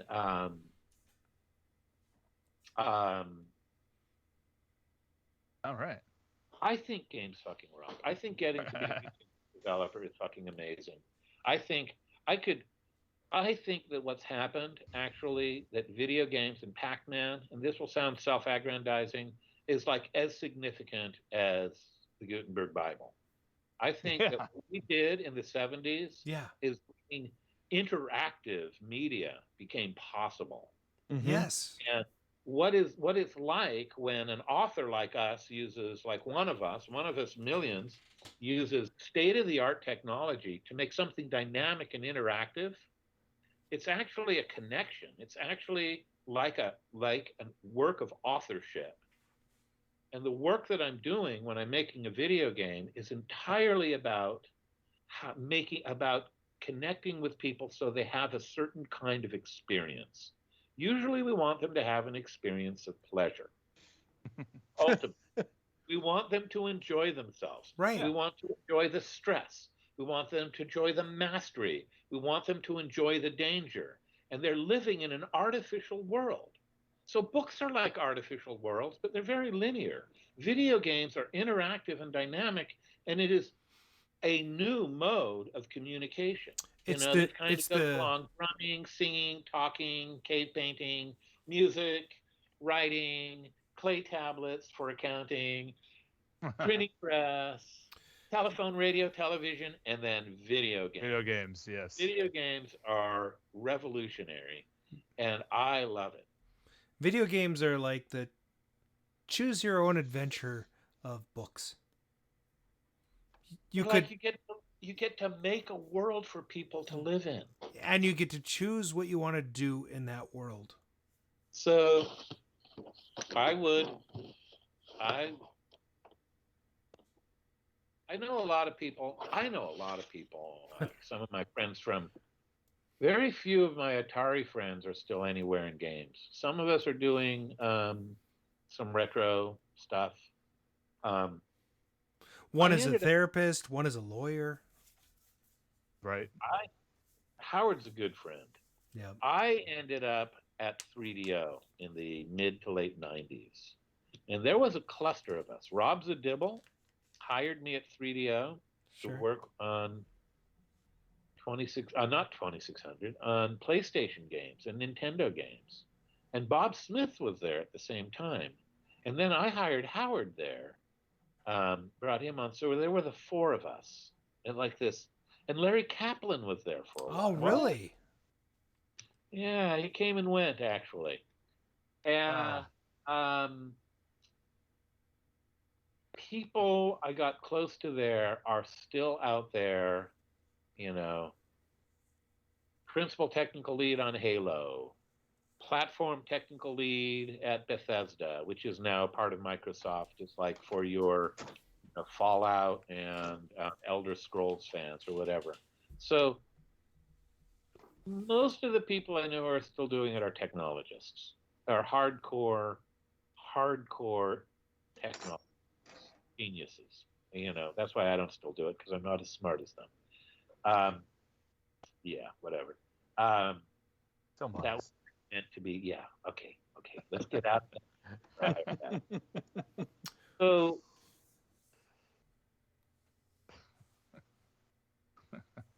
okay, I got a question. I have a question. Uh-oh. Okay, I may have an answer, or I may be getting about. Okay, I have two final questions for you. Okay. Number one, we've heard stories about Atari back in the day. I think Larry might have been involved with one where he played Defender for his salary one time. And then also, I'd like to know what your favorite arcade games were while you were working at Atari. Oh, this is, okay. So, I'm thinking about this a little bit because I was actually one of the few people at Borregas who actually went downstairs. And so we were at coin-op. Yes, was upstairs, but I went downstairs. It may be actually the pothead connection, but I went downstairs. It may also just because I don't know, because I didn't know better. WTF? Yeah. I would hang out with the coin-op guys and see what they were doing and play their games while they were in development. So I know that Tempest started out as first-person Space Invaders. Oh, yes. Tempest, for the first month, was, what is it like if you're looking up at the invaders coming down? And it was not a very fun game. Dave Thurer. Still a vector game, though, Dave right? Thurer. It was still a vector game, and then Dave pulled a rabbit out of his hat and turned that. That's one of the great things about it. My favorite coin-op games were Defender and Robotron. That's awesome. Williams games. Williams, both Eugene Jarvis games. The Defender. Okay, so Stargate, not so much. Joust, not so much. That's personal preference. Everyone gets to have one. You know what I say? Opinions are like assholes. I am one. I like to twist. You thought something else was coming, didn't you? I am one. I like to say things like "I'll burn that bridge while I'm crossing it." I like it. Throw another wrench in the fire. Defenders, and Robotron was like a epical historical event in all of the span of human history. Well, I have both those games. They're both in my Williams room, along with Joust. Obviously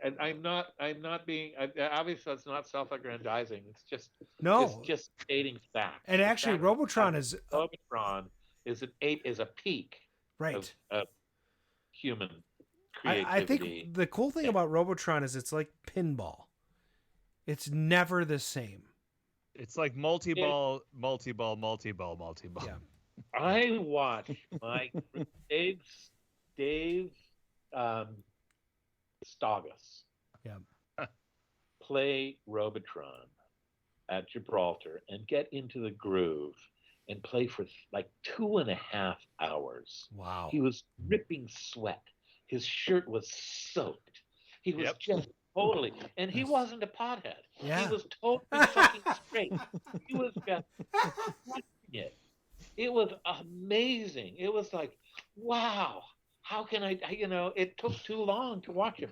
He's just somehow, I don't know what happened. It's like, whoa, it was like magic. And I love hearing Howard's story of how Star Castle went sideways and turned into Yar's Revenge. But there you go, 2084. I mean, it's really cool to hear. I love hearing the stories of the guys that worked in the industry and what inspired them to be like, to do the work they did. And first of all, Ralph99 said this earlier, and I wanted to bring it up. And a couple other guys were intimating as well. You're kind of Ground Trooper. You guys were kind of like our heroes, and I'm not trying to. I mean, you may hear this from time to time, but when Pac-Man came out, I was 10 when you released your game, and by the way, 10 cents a cartridge, not so bad for you at the time. You did a good job, 12 million copies. $1, but that's a whole nother topic. Yeah, that would have been great. 12 million copies, even, or I'd be dead. Yeah, you made some money at the time. And I think there were some other fellows that were jealous of you at the time who ended up making a lot of money also, because I mean, really, you were like the first guy to get paid that much for any game. So that's pretty cool. And there was a whole thing. And if you want to see this, check out Once Upon Atari, the documentary, and read the book. But and there's some awesome stories about Todd in the book. But you should check both those out, because it goes into depth about how programmers at the time were not recognized for their work, and you guys really fought for that. But anyway, what I was going to say is, I'm 10 years old. Pac-Man comes out. My neighbor gets it. I think, okay, they have Pac-Man, and I did not question anything about the game. Whoop, whoop, whoop, whoop. I just loved it. It was just so, like, I want to say thank you on the air, because I really, I think you had a really big impact on my life when I was a kid, playing this game. I'm on the 2600. A bit of a positive impact, I hope. Yeah, absolutely. I mean, except for the murders. But, yeah. Wait a minute. Only in the building. Murders only in the building. Right, only in the building. So, right, yeah. but I mean, you know, but I mean, here I am, arcade nut, and one of the things I always talk about on the show is, one of the things we always look for as kids, and as we got older, was what console most faithfully reproduces these games that we liked in the arcade. And there's a whole different discussion about what the arcade is and that culture and every sort of thing. But we're trying to cultivate that at home. And as I went through each console, I would buy like the Midway collection or the Atari collection, and I'd rebuy these games, trying to get the most faithful reproduction of the arcade games. And now behind me, I've got all the real games: Tempest, Star Wars, Atari, Missile Command, and then in the other room, Joust, Robotron, Defender, and so on and so forth, and even back to Fire Truck back in 1978, 70. Is that right? 78. So 78. But yeah, I mean, like we we sort of went a full circle, you know. And I think that your impact as a developer, programmer for Atari back then to make such an iconic game and make it so accessible to a bunch of 10-year-olds is fucking phenomenal. So thanks for making junior high awesome, sir. I mean, right? Ooh, dear.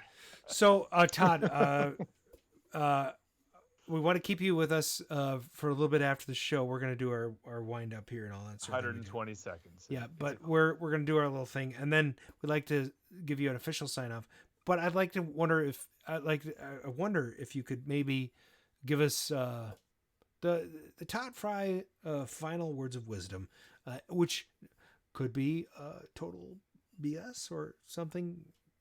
What do you say when you see somebody that you're never going to see again? Yeah, like what do you say to all these guys who like? And we have like 30 people in the chat that have been very faithful tonight. Yes. I really appreciate you guys listening in tonight.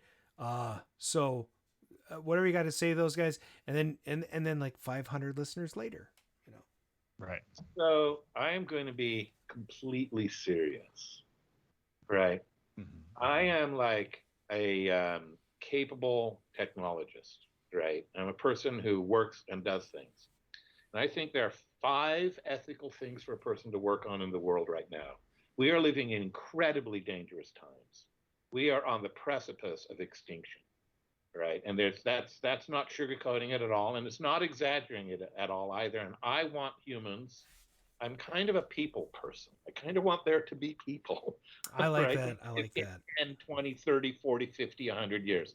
I don't know about 100,000, but I don't want us to be extinct and dead.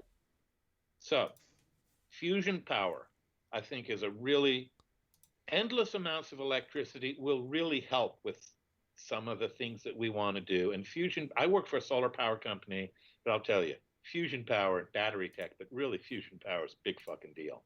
2 is, and we need to be really scared about synthetic biology, right? I mean, it is getting to the point where really scary stuff can happen, but we're going to need synthetic biology to figure out how to keep people healthy and feed them. Because we have billions of people. I am not a fan of the solutions to this where we have a population of 500 million or 1 billion. I don't want to have to kill billions of people to survive. So synthetic biology is really important. Artificial intelligence is super important too. And artificial intelligence is not the scary artificial intelligence you think about. I worked for an artificial intelligence for a while, and it really is just solving big, gnarly math problems. It's doing optimizations. It really is just finding patterns and figuring out relationships and optimizing and helping us plan and identify issues.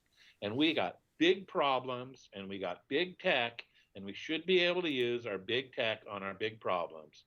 But the really fucking important job to be done by people who have time to do things is to figure out a way to have people be kinder to each other. Oh, I like that. People are as mean to each other as they are right now. We are fucked. Yeah. So we have to figure out a way to get along with each other. I agree. And that is my takeaway. Yeah. And it is no joke, all serious. I'm sorry about that. No, but it's great. I got like a serious bone in my body. This is a big fucking deal. Right. Figuring out how to get along with each other is really job number 1. I love it. I love it. Nice. So that's the real Tod Frye show. I like that. This is fantastic. So we're just gonna do a little outro here. Stick with us, Todd. We'll wind up. Here we go. So you guys got your show notes already? Of course. Hello. Ready to What go? do you think? It's only been 5 years, bitch. This has been the Double R's. Thanks for listening in to the Arcade Radio. We hope you really enjoyed this show. Check out our website, arcaderadio.com. That's RCADERADIO.com for all our social media and swag links. Call and leave comments just like Bob Zarzadeck at 612-548-GAME. That's 4263. And if you enjoyed the show, pick up some Arcade Radio swag over at Teespring, or I think it's just called Spring now. Like Or consider supporting us on Patreon, which nobody does that. There's like 2 guys that do that. We really appreciate it. Bless those 2 guys. Dude, those 2 guys. That's like $6 a month. That's great. Plus, what do you buy with that? I bought your guys Christmas presents. Oh, good. Yeah. I'm going to have to take yours back. Subscribe to our Twitch channel to follow us and click on the notification bell so you'll know when we're streaming live and you can run the other direction. That's twitch.com/arcade radio. If you like what you're hearing, consider dropping a 5-star review on Anchor, iTunes, Spotify, or wherever you consume our podcast. So that's going to be it for tonight. From the Arcade Radio team, we hope you had a blast. And we'll see you on the next episode. Take care and good night.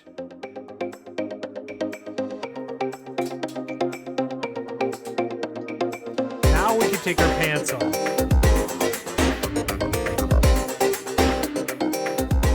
I'm kidding.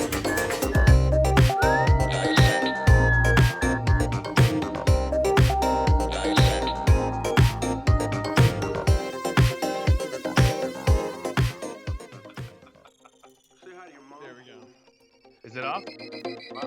Oh. What? Wait.